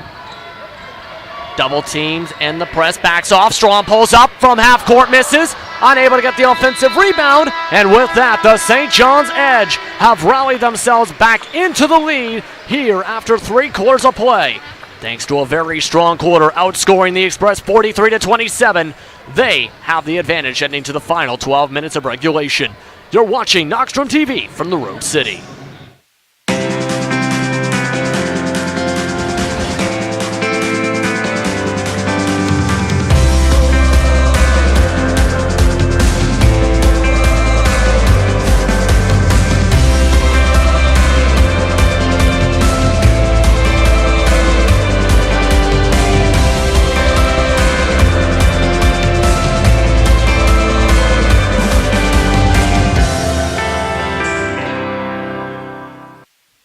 When it comes to cash loans, our customers will tell you there's only one choice: Cash Money. It's home of the original 300 for 20, where you can get a $300 cash loan for just $20. And with Cash Money's express approval, if you need more than $300, you can get it in minutes. And if that's not enough, we've got a kangaroo as our mascot.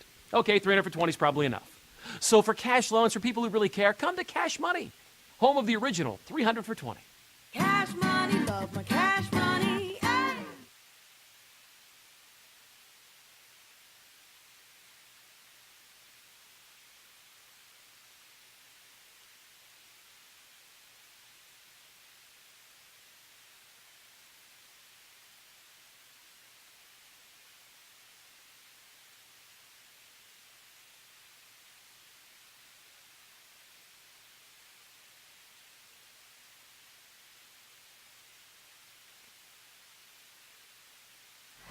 Welcome back to Windsor, Ontario, everybody, here for Family Day as the Express trail by 2 to the St. John's Edge. Remember those inflatable horses I mentioned? Well, as you see, everyone's having fun with those said horses, thanks in part to the Lebo Credit Union. With that, though, not having as much fun down the stretch here heading into the fourth quarter of the Express. They were outscored big time in that fourth quarter in an offensive bonanza, 43-27. Edge over the Express for that entire third quarter, Aaron. Well, the St. John's Edge completely manhandled the Windsor Express when it came down to their errors. So the Edge playing their usual game, capitalizing on the errors. We've seen early on both of these clubs getting into a defensive cluster, but it's been the Windsor Express that has been being thwarted with their defensive plan so far. And once again, it doesn't help when you have players like Charles Hinkle and Alex Johnson capitalizing on those mistakes as well.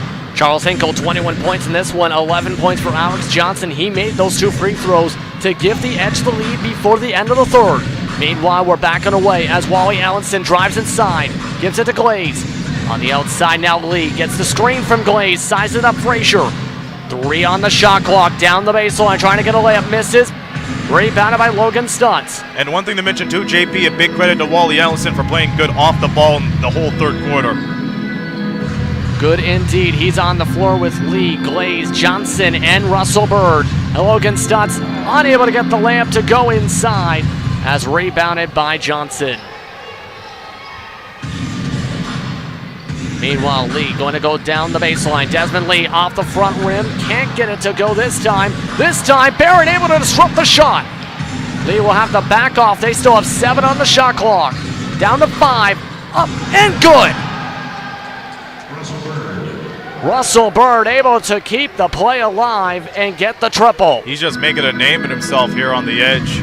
Yeah, and he has to rush to get that defensive situation underway. Meanwhile, Wally Ellenson trying to put in more effort, unable to get it there, and gets called for the reach. 10:45 to go here in the fourth quarter here from Windsor, Ontario. You're watching National Basketball League of Canada action here on Family Day, here from the Rose City. As Barrett gives it to Omar Strong. Strong drives inside, passes out, Logan Stutz for 3! Off the back rim. Rebounded by Lee, scrambling for the ball, trying to get the jump. And they will. And that jump ball situation with the possession arrow, it's going to go the other way. What a bit of cleanup here. Want to make sure everything is as good to go. But with that, let's give you your scores from out of town if you are just tuning in or have been sticking tuned here on Family Day. The St. John Riptide lose to the Island Storm by 5, 122-117. London Lightning up 94-69. Meanwhile, drawn whistle by Chad Frazier. Going back to the out-of-town scores, JP, the St. John's Riptide has been suffering, and maybe it's in due a part of Gabe Freeman leaving, but once again, they have a lot of good players. Merrick Isom on one end, and then, of course, Malcolm Miller and Horace Wormley doing all they can to keep the Riptide going on, but they really need to think about what lies ahead, because if they keep on piling up these close losses, their playoff spot could be in jeopardy, in addition to home court. Meanwhile, Chad Frazier will make the first of 2 free throws here. Trying to keep things going the way they need to go. Chad slowly but surely getting there with 13 points and 4 assists. Now 14 and 4. Able to make both free throws, exactly what they need from him. He's made 8 free throws today. One possession game as Johnson backs off, drives inside, passes down towards the baseline, back inside. Bird able to get it to go. Bird waking up after being mishandled down to the third quarter. He now just provides 10 points down the stretch for the Edge. Omar Strong, meanwhile, trying to set this up. Shaquille Keith pump fakes, drives towards his former teammate Ellenson. Able to get the roll as Ellenson tried to get the block on that afterwards, unable to get it that time. 96-93 is your score here in Windsor. English spinning right on by Omar Strong as Bird, as there's a whistle, and that's going to be against Bird. You see, Bird, he had the other option too, but he decided to drive inside. If he wasn't open, then Grandy Glaze would be opened up right at the free throw line. I mean, a good way for him to break out, but unfortunately, offensive foul. Yeah, he had the mismatch, unable to take advantage there with the foul. Omar Strong, meanwhile, goes for three, misses. Chasing it down is Barrett, able to keep it in and gets the rebound with the first 24. We got a man down, JP. Omar Strong is down, and he gets back up, but referees calling the whistles as we have stopped the play. Stopping the play, Omar Strong going straight to the bench. This is not good for Windsor. he's still trying to fight on, but to the referee's discretion, it's best for him to get on the bench right now and get stuff taken care of. They're going to get DeMontre Harris ready to come on in this scenario. This is not good for Windsor if it is a lengthy situation. But right now with him towards the bench, he'll try and walk it off and get checked out by the training staff. Once again, he's among the top 3 scorers for the Express here this afternoon. So if he decides to stay frozen because of an apparent injury, then the Windsor Express is going to have to look for some answers. Well, he stayed on the floor, so that is Windsor's side of relief here, because Barrett is the one coming out for Harris. Logan Stotts goes for the triple, no good. Rebounded by Reed, as here comes the Edge. Reed just took care of DeMontre off the rebound. Yeah, able to do that exactly perfectly. 3-2 zone from the Express. Spreading the floor, taking advantage of the 3-2. Ellenson can't make the 3. As Frazier gets the board. Keith able to take advantage of the sleeping D, but Ellenson gets the chase down as they're going to call the whistle. They're going to say it's goaltending for Ellenson on the chase down block. Once again, good. And hold on, they are going to wave it off. What are they doing here? They're going to have an officials conference here on that. Yeah, to be honest with you, JP, I don't think the ball was on its way down towards the rim, so Ellison was there at the right time. The ball was at its peak, so we'll just see what's going on here. We're going to see what the official call is. Coach Jones wanting the clarification as well in this scenario. You can see everyone already getting set up down the floor. The basket won't count, JP, so they'll play on. Play on, play on. That counts as a block for Wally Ellenson on the chase down after the corner 3. Meanwhile, Reed inside. Oberstotz bounces out of the cylinder. Finds Harris as this is going to be Omar Strong bringing it back down. Able to get the slip screen. Behind the back pass. Instead of finding Stutz, he finds an assistant. That was too risky. Logan Stutz was in no position to get the ball, especially in that area. He was down at the wing ready for the 3, but Strong, a little bit too much of a razzmatazz play for him to capitalize. Little too razzmatazz. Meanwhile, things setting up as you see. Carl English off the front rim. Bird unable to get it to go. Battling for the rebound still. Keith able to grab it. Windsor still down by 3. 8 minutes to go in regulation. Keith drives towards the right side, draws the whistle, and Bird, I think, is surprised on that. That is going to be against him.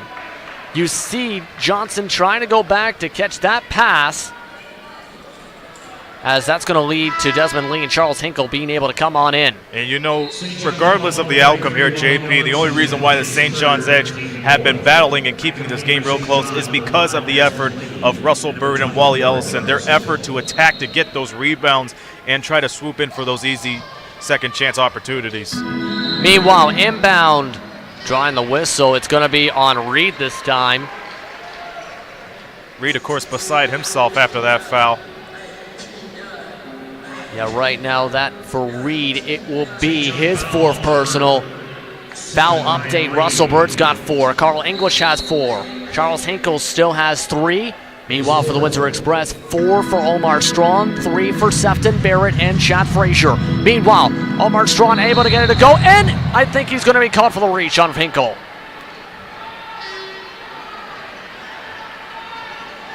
That's only the first foul, too, for the Windsor Express here in this fourth quarter, as that's going to lead Omar Strong to be going to the bench. But once again, a risky one because that could have been easy 2 points. So now the Windsor Express, they got to find some answers defensively because the front court of the Edge has been manhandling them in the second half.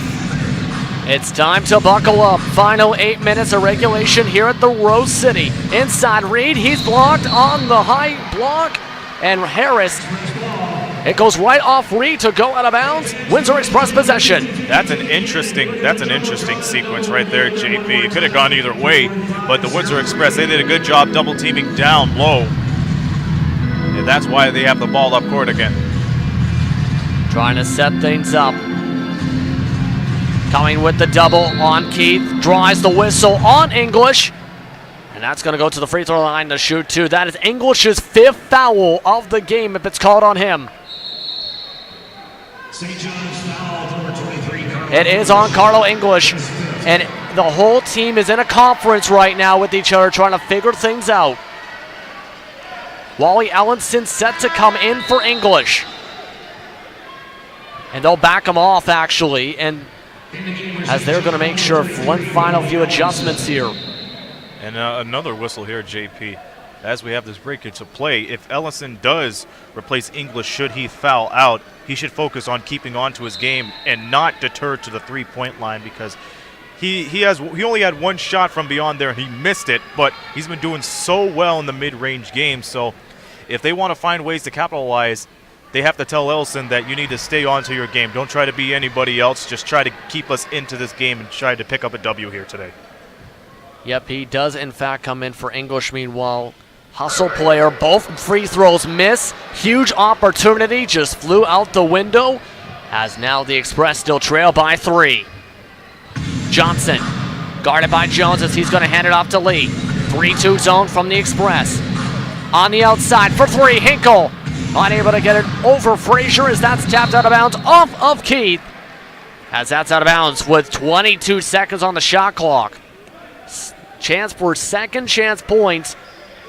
The Edge have had 16 second chance points today, in part because there are 6 offensive rebounds here, Aaron. Once again, the front court really developing here for the Edge, and it all relies on Hinkle, Ellison, Reed, among the supporting cast. Yes, a lot of players helping out in this lead right now for the Edge and for their comeback attempt. Reed comes up, makes the mid-range, makes it a 2-possession game. Once again, he's the hot guy coming off the bench in terms of scoring here today. His short time here at the Edge, he's been really developing those big numbers. Meanwhile, Maurice Jones drives inside, can't draw the whistle, unable to make it there. Flying down the floor, Lee trying to break through the pressure. They'll slow it back down. Reed calling for it at the top. Gonna forward it now to Wally Ellenson. Back to Johnson. Calling from the roll from Hinkle. Hinkle with the slip screen. Johnson able to find Reed off of the face of Lee. That's gonna be a turnover. Here comes Chad Frazier. And it's gonna be a clear path foul on Wally Ellenson.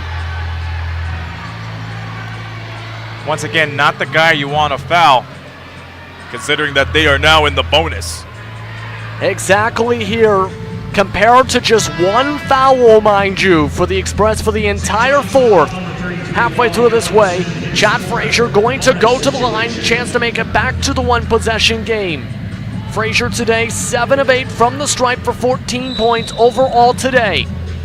Meanwhile, substitutions being organized for the Express. Sefton Barrett will come back on in.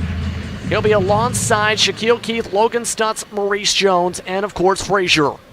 Now with this lineup, I think the Windsor Express should really capitalize on guarding from beyond the arc. Once again, they're getting flustered inside, and they form all these clusters to the point where they cannot bounce back from it. So what they need to do, they need to They need to double team, especially from beyond the three-point line, so they don't get those easy high-low passes. If not, then try to branch out somebody from the front court to go deep down and stay on the ball, whoever that is. So that's the plan right there. If all fails, stick to your man-to-man. We're going to see how the strategy goes with both teams scoring 54 points apiece inside the paint. Jones finds Frazier. Frazier goes for the triple off the front rim. Barrett tries to get the tap, unable to, as Hinkle gets the board. Still one possession game as Johnson gets a slip screen from Hinkle. Gets it to Bird. Hinkle in the post. Has the mismatch over Jones, unable to get it. Battle for the board. Wally Ellison able to forward as there's the whistle.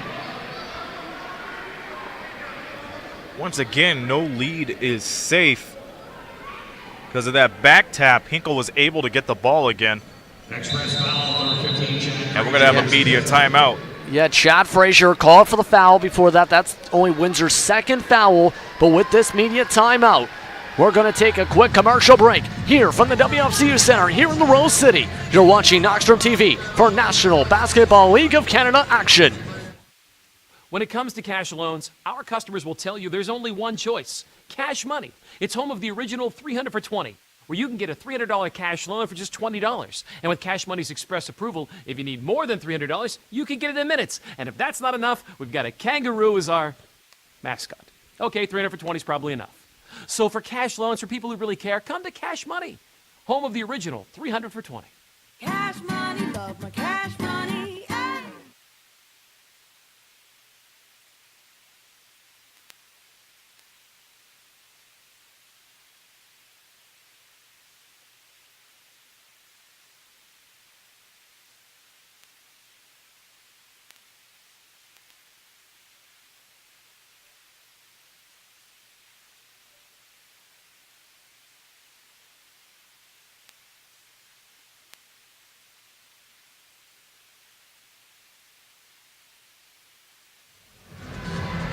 Welcome back, everyone, to the WFCU Center here in Windsor, Ontario.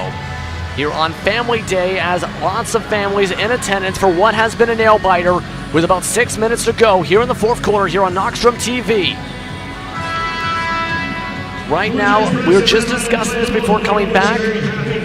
Right now for Windsor, if they cannot get a momentum swing their way, it is not looking good. They can't get a momentum swing either in second chance points here, JP, and that's usually their X factor. But the St. John's Edge, they've done their homework on these guys. You have to expect that from Coach Dunlap. Meanwhile, force the steal.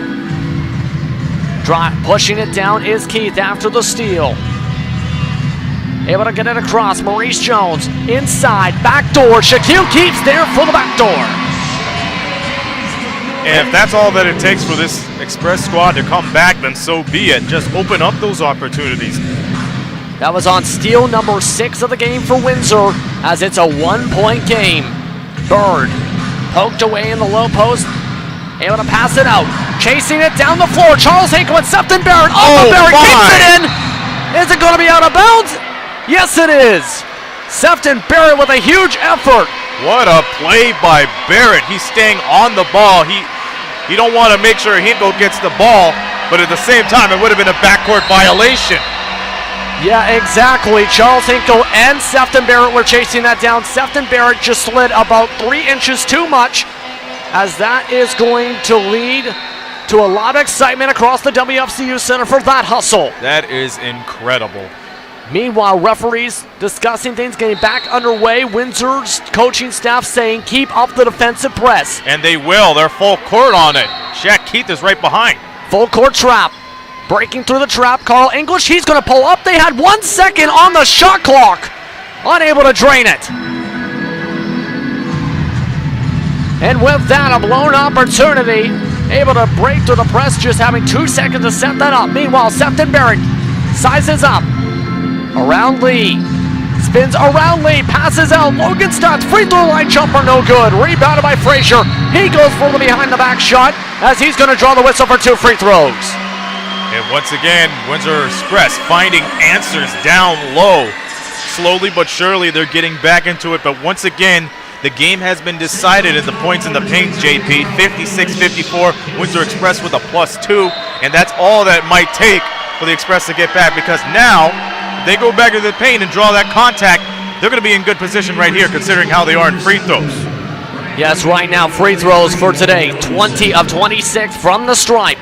This will be attempts number 27 and 28 for Chad Frazier. Demontre Harris, meanwhile, will come in. Sefton Barrett out.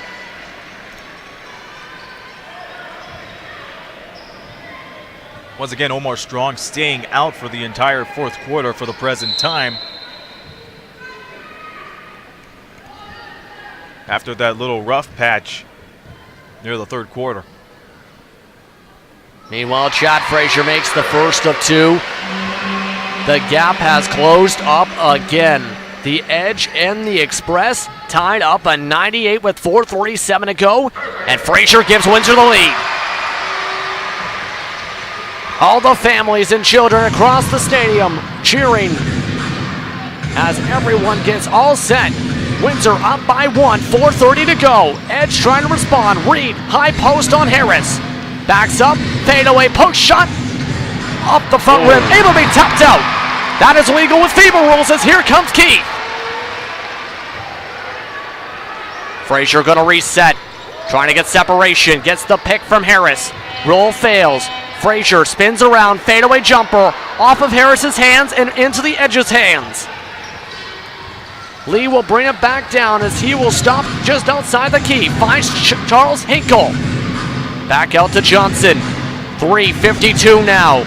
10 seconds on the shot clock. Isolation from Johnson, calling for Ellenson to go for the roll. Ellenson goes down low. Johnson drives in, one on the shot clock, drives it in, he's good. And once again, the isolation play worked out. Ellenson was right there as a second resort. But Jeff Dunlap has a lot of confidence in this veteran guard. Meanwhile, Stutz wide open for three. Yes, sir! And there goes the crowd right there, blowing the top off of this arena. Logan Stutz with the timeout from the Edge puts the Express up 102 to 100.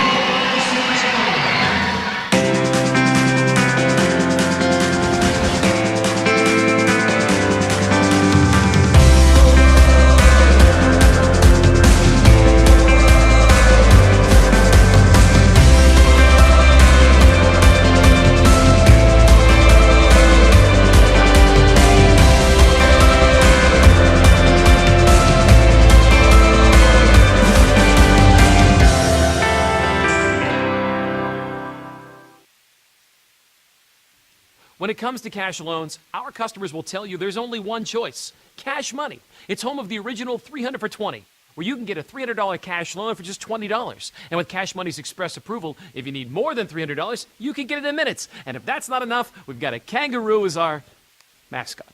Okay, 300 for 20 is probably enough. So for cash loans for people who really care, come to Cash Money, home of the original 300 for 20. Cash money, love my cash money. Ay. Welcome back to the WFCU Center as the fans are going bananas here at the WFCU Center. Logan Stutz putting Windsor back in the lead by 2 here in the late going in the fourth quarter. Still a lot of time though, 3:22 to go, Aaron. But once again, the Windsor Express limiting St. John's scoring, because in the previous quarter they dropped 43. They're at 9 points right now this quarter, and now the Express just finding ways to get those open shots again. Shooting percentages going back down for what was at one point 59.6% for the Edge for the game as they try and respond. Ellenson in the corner has to back out, finds Reed. Johnson calling for the play. 8 on the shot clock. Reed going for the roll outside. Ellenson foot on the line for the 2. That's going to be good. Wally Ellenson able to drain it. They count it as a 3. Well, if there's one way to warm up, that's the time to do it. Ellenson being quiet at the three-point line, but now he's just sizing out and getting those buckets to go. Omar Strong, meanwhile, going to get separation for Logan Stutz for the response. Unable to get the response as it's almost a wedgie. The ball plays Plinko from behind the backboard. And now St. John's, they could expand their lead now to possibly a 2-possession game. Chance to do exactly that, as you said. Right now, trying to continue up their good runs. Gonna set this up, Johnson. Passing on the outside, Lee. Being patient, winding it down, reach in, call it on Harris. That's going to reset the clock to 14 for the shot clock. 2:25 to go here in the fourth. And the Express have plenty of fouls to give. Right now, the Edge looking for the first straight. Meanwhile, two defenders fall over as Allenson misses. Able to get the fresh 24. Stutz and Omar Strawn hit the deck on that one. It's a hard thud down at the wing. That's the last place where you need to fall down at.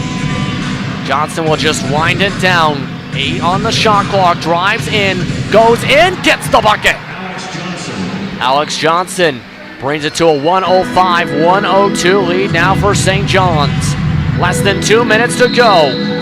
And a moving screen as that is going to go against Windsor. A huge time to have that happen. And Alex Johnson is on the receiving end of that, absorbing the blow as he is single-handedly taking over the fourth quarter. Alex Johnson right now definitely continuing to heat on up. As you said, especially on the defensive side, 13 points, 9 assists, 4 rebounds for the game stats. As they get ready to go back underway for action. 1:53 to go here in the fourth. No one's heading for the exits yet in this one. There is still a lot that can happen here in Windsor. And the final 2 minutes are where both of these clubs capitalize. It's just a matter of who will be the better team in clutch situations. It's time to find out who has the clutch factor. As it's going to be Johnson, guarded by Strong. Isolation, Ellenson going for the screen. They're ready for the screen with the switch. Logan Stutz on the defense on Ellenson. Ellenson goes for the screen once again. Down low baseline pass, able to get it to go as Reed for the layup. And it was all because Ellison was really shifty on his feet, getting that screen after Stutz tried to wave him off. Maurice Jones, meanwhile, trying to get the response. Able to get the block as Charles Hinkle. Boy, oh boy, where have we heard that one before? Huge block, taps it out. Still 18 on the shot clock with 1:24 to go. Timeout called on the floor as they want to discuss things here in what is a crucial situation. We'll stick here in the Rose City with this thing going down to the wire. What do you do if you are Coach Bill Jones off this inbound? Well, if you're Bill Jones, stay man-to-man. If you try to take the isolation, just make sure you could size up with them. No mismatches or else that will form a cluster. So stay on your man regardless. If they swing the ball around, shift to where the ball is going. If you're able to get a steal, get your big boys to come out from the paint, take the steal, and at worst, take the foul, because once again, the Windsor Express are in the bonus and they can take over on the free throws. But it's a matter of getting that defensive stop first in order for them to convert those into points. Right now, in the foul situation, as you mentioned, right now the St. John's Edge have had 7 fouls. Windsor's in the bonus from here on out. But for Windsor, they still have fouls to give. They have only 4 fouls for the entire fourth quarter so far in this one. If it comes down to it, who do you see taking the shot to basically put Windsor back over the edge? I would either see Logan Stutz or Shaq Keith. We've seen him get so aggressive inside, but now if he still has that shooting vibe, now is the time for him to branch out from beyond the arc. If he can't, try to get a mid-range J to go. And keep in mind, too, when it comes to fouling situation, JP, for the Express, there's only 2 people that has 4 fouls, and that's Omar Strong and DeMontre Harris. So keep in mind of that. Other than that, it's a clean playing field. You got to remember, too, Carl English now ruled with 6 fouls. He is done for the day. That is one offensive option gone. Omar Strawn still an option there, able to drain the 2. Once again, one of those guys that are in foul trouble, but he converts on that easy deuce. Gonna have the tough defense. 1:06 to go. 13 on the shot clock. Stutz with the switch. Maurice Jones switches back. Logan Stutz taps. Stolen away by Harris. Here comes Jones. 2 defenders there for the Edge to stop the fast break. Nice. Omar Strong gets it back to Keith to reset. Keith charges in. Tries to draw the whistle. Does it. He'll go to the line to shoot two as he gets a round of applause. What I tell you, it's one of those plays, and it's one of those reasons why you can rely on Shaq Keith. He's been doing so well, especially down low, but now he takes the contact in, and he's doing what I said that the Windsor Express need to do. Give the ball to Keith so he could deliver the charge and deliver the damage, and now he's off to the line. Here we go. Big free throws for him. He's 1 for 3 today. Had a chance to bring it to a 1-point game earlier in this fourth quarter. Couldn't make either of the free throws. Sefton Barrett will come in now for Logan Stutz. Meanwhile, discussions before the start of the free throws here. Windsor today has been 22 of 28 from the stripe. That is 79%. Well, they're near their average, as you could hear a pin drop in this arena. And now you hear a round of applause making the first of 2 free throws. 2-point game. Ellenson going for the chase for the potential miss. Keith makes both. And the fans blow their train horns. 1-point game, 45 seconds to go. Hinkle gives it to Johnson. Johnson goes down the floor. Gonna slow it down. 15 on the shot clock. 33 seconds. Ellenson slip screen. Johnson calls for the hard screen from Reed. Still looking for an opening. He's got 3. Pump fakes. Tries to draw the whistle. Still makes it. My! Talk about rising up to the occasion under pressure. And that's what Alex Johnson's been doing the whole game. And Alex Johnson wanted the foul there for the N1 that could have sealed it, but for Windsor, they're still down by 3. Timeout called. 21 seconds to go.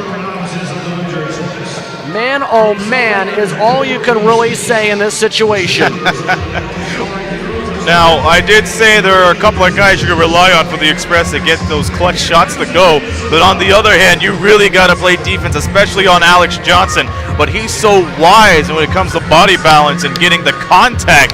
There's clearly no way you could get a hand on him because it's either those shots go off of his Kismic skill or he just gets it off an open look. So once again, you got to go man-to-man. Logan Stutz, we've seen him on the defensive end, try to go back up top and try to provide a defensive stop in terms of a steal. But now you got to stay on your man regardless. Yeah, right now, he's going to probably have to come back into this one. Both teams trying to drop the play. What do you do if you're Coach Dunlap, meanwhile, for the St. John's Edge? If you're Dunlap, give it into the hands of Alex Johnson. Try to look for Wally Ellenson as your option for a good high-low pass because this guy's been doing it all off the ball, swiping down to get the rebounds or just swiping down to get the second chance points. So try to rely on a Johnson-Ellenson connection throughout the rest of the way. And we're going to see if they can do exactly that. Both teams discussing things, making sure of things with Carl English. Of course, English out with 6 fouls now, fouled out for the game, pumping up his team. He's right now on the floor. Ellenson, Lee, Hinkle, Glaze, and Johnson for the Express. Strawn, along with Logan Stutz, Harris, Jones, and Keith. Here we go. Shot clock's off. 23.3 is what they rule it to be. Inbounds to Strawn. Pick and roll by Harris. Guarded toughly by Glaze. Steps back for the 3. Misses.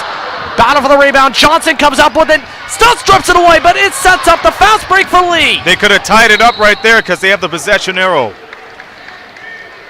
Should have went for the jump ball. Instead, they got a foul. That's a costly mistake right there. The Windsor Express falling asleep at the wheel when they needed it because they needed a big 3 to tie the ball game, but now they're going to have to play defense and most likely foul. They're going to bring out Glaze, bring back in Reed. Meanwhile, Strawn is out. Defense is in with Otley Jr. They're going to inbound it right to Charles Hinkle, trying to get your best free throw shooters on the floor. Windsor's going to have to foul a couple more times, as that is, I think, Windsor's 6th foul. They still have to foul one more time. Yeah, that was their foul to give right there, JP. So now you got a problem right here because Charles Hinkle, no question, has a hot hand. Alex Johnson, the guy's going to be inbounding, he has a hot hand too. Wally Ellison just trying to get those shots to go. This is the time for the Daggers. Charles Hinkle gets the inbound. Maurice Jones with the foul. 7.3 seconds to go. Once again, a crying shame, and all came down to one play. It did not come down to free throws this time, JP. It just came down to hustle, and the Edge out-hustled the Express here in the second half with a plethora of incredible plays. The Edge 17-20 from the stripe, now 18-21 with that one. 110 to 106 is your score. Windsor are going to need to have a very fast possession after the second made free throw here. They're going to call the time out here to advance the ball to half court and drop one final play. Right now, you're going to need a perfect execution here. You're going to need either a quick two or a triple, and then quick foul, missed free throw, and then have to rush down the floor. You'll have maybe four, at the most, a grand total of 2 seconds for the final shot if that works in this situation, Aaron. Well, regardless, you need a good catch and shoot. Whoever has the open hand, just give it to him. Just take the open shot if need be. If not, then that's pretty much all she wrote here, JP, because a turnover, of course, will finish off the game. So there's no need to go immediately to a high-low pass unless if it's your last option. But anybody that could really come up in the situation like Keith or Omar Strong, give the ball to them. And we're going to see who they go to here. They have about 20 seconds to discuss things here before they go for this. What could be one of the final possessions, if not the final possession. A reminder to fans, we will be back here on Wednesday evening as the London Lightning are in town to take on the Windsor Express. That tip-off is at 7 p.m. Eastern Time. Brett Hedges will be on the call for that matchup. And then the KW Titans come into town for February 23rd. With that, though, pardon me. No, I was about to say, Brett's going to take care of business here on Wednesday, and we'll be back for you folks on Friday. And like you said at the beginning of the telecast, JP, these are 3 big games for the Express. This one, of course, no exception. Meanwhile, trying to set up for this one. Got to go for the quick catch and shoot. It's going to be Keith, Harris, Stutz, Strawn, Jones on the floor. They're going to give it to Stutz. Too much time. Way too much time. Down to 4 seconds. Strawn gets the foul called. He's going to have a 3 free throw situation, but too much time to draw the whistle and to even get the shot off. Once again, but then again, he is lucky that he got the shot off, but time is now a factor because if the Edge, the way they play offensively over to the defensive play, if Omar Strong makes all of these free throws, all they have to do is just throw it through the length of the court, and that's pretty much all she would write here. So the Express, the way I see it, if Omar Strong makes 2 consecutive free throws, hit it off the backboard or hit it off the rim, but make sure your guys are ready to box out. Strawn able to make the first. Here's this interesting scenario. Windsor making a couple substitutions. They bring in Barrett along with Otley Jr. and Lucier. As it misses on the second, there goes that opportunity. As now they have to make the 3rd free throw, bring to a 3-possession game. They do so. Whistle as they are going to have the timeout called on the floor to get it advanced to the half-court line. Windsor will have to get a quick foul here. Right now, you have to expect us to go back to Charles Hinkle, though. Absolutely. Once again, the guy has been rising up and stepping up here today. I mean, a lot of action has prevailed from him, of course, but now, if you're Jeff Dunlap, the smartest thing to do is, you know what, get your small ball lineup in there, too, because time and time again, it has been proven that the guards have been very, very monumental when it comes to free throws. So you got to hope for a hope and a prayer right here, JP, because Charles Hinkles just leads the scoring with 23 with the addition of Carl English, but he's out of the game. Yeah, for Charles Hinkle, he's doing the way in scoring for players for the Edge that are currently not fouled out in the situation. Hinkle's also 6 for 6 from the stripe. That's right. Watch for the inbound to go to him or Johnson. They're going to have Johnson do the inbound, so watch it to go for Hinkle. Yeah, he may not have a 53-point performance, but you know what? It looks like it the way he's been hustling up and down the court here today. Meanwhile, on the floor for the Express, it's Strawn, Jones, Otley Jr., Barrett, Lucier, inbounded to Lee this time with 3.2 seconds to go. Just got to make 1 free throw, but for Windsor, this could be a chance here. Lee is 1 for 4 from the stripe today. Well, if Lee splits a pair of free throws, they could just advance it. They could just throw it over the half court and try to look for the foul. But to the Edge's credit, it's best that they stay around their area after those free throws so they don't have to make that crazy play. But now, like you said, 1 for 4 in the charity stripe, so this could make or break the Express. We mentioned hustle was the name of the game here today, but if Lee knocks down these free throws, it will all come down to the free throws. This is where you say clutch, as this is where the clutch of the clutch come out. Coming in, Keith Stutz back in. Deep breath time here on Family Day.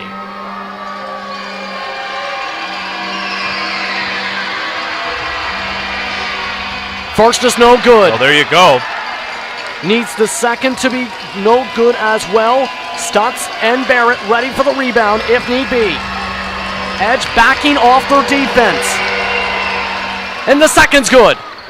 That's pretty much all she wrote right here, JP. They're going to need a 4-point play, which will be a lucky situation. Keith not able to make the triple. And with that, the St. John's Edge come out on top 112 to 108. Incredible game. Nothing to put your heads down if you're the Windsor Express. You gave them all that you could, but once again, you just got out-hustled down the stretch. But for the Edge, incredible. They bounced back from their loss against London on Thursday night, and now they're really trying to ride on the coattails of the London Lightning, who have first place. So really good game for both of them, but for the Windsor Express, they really got to look at the road ahead because they'll have less than 48 hours before they prepare for their next game.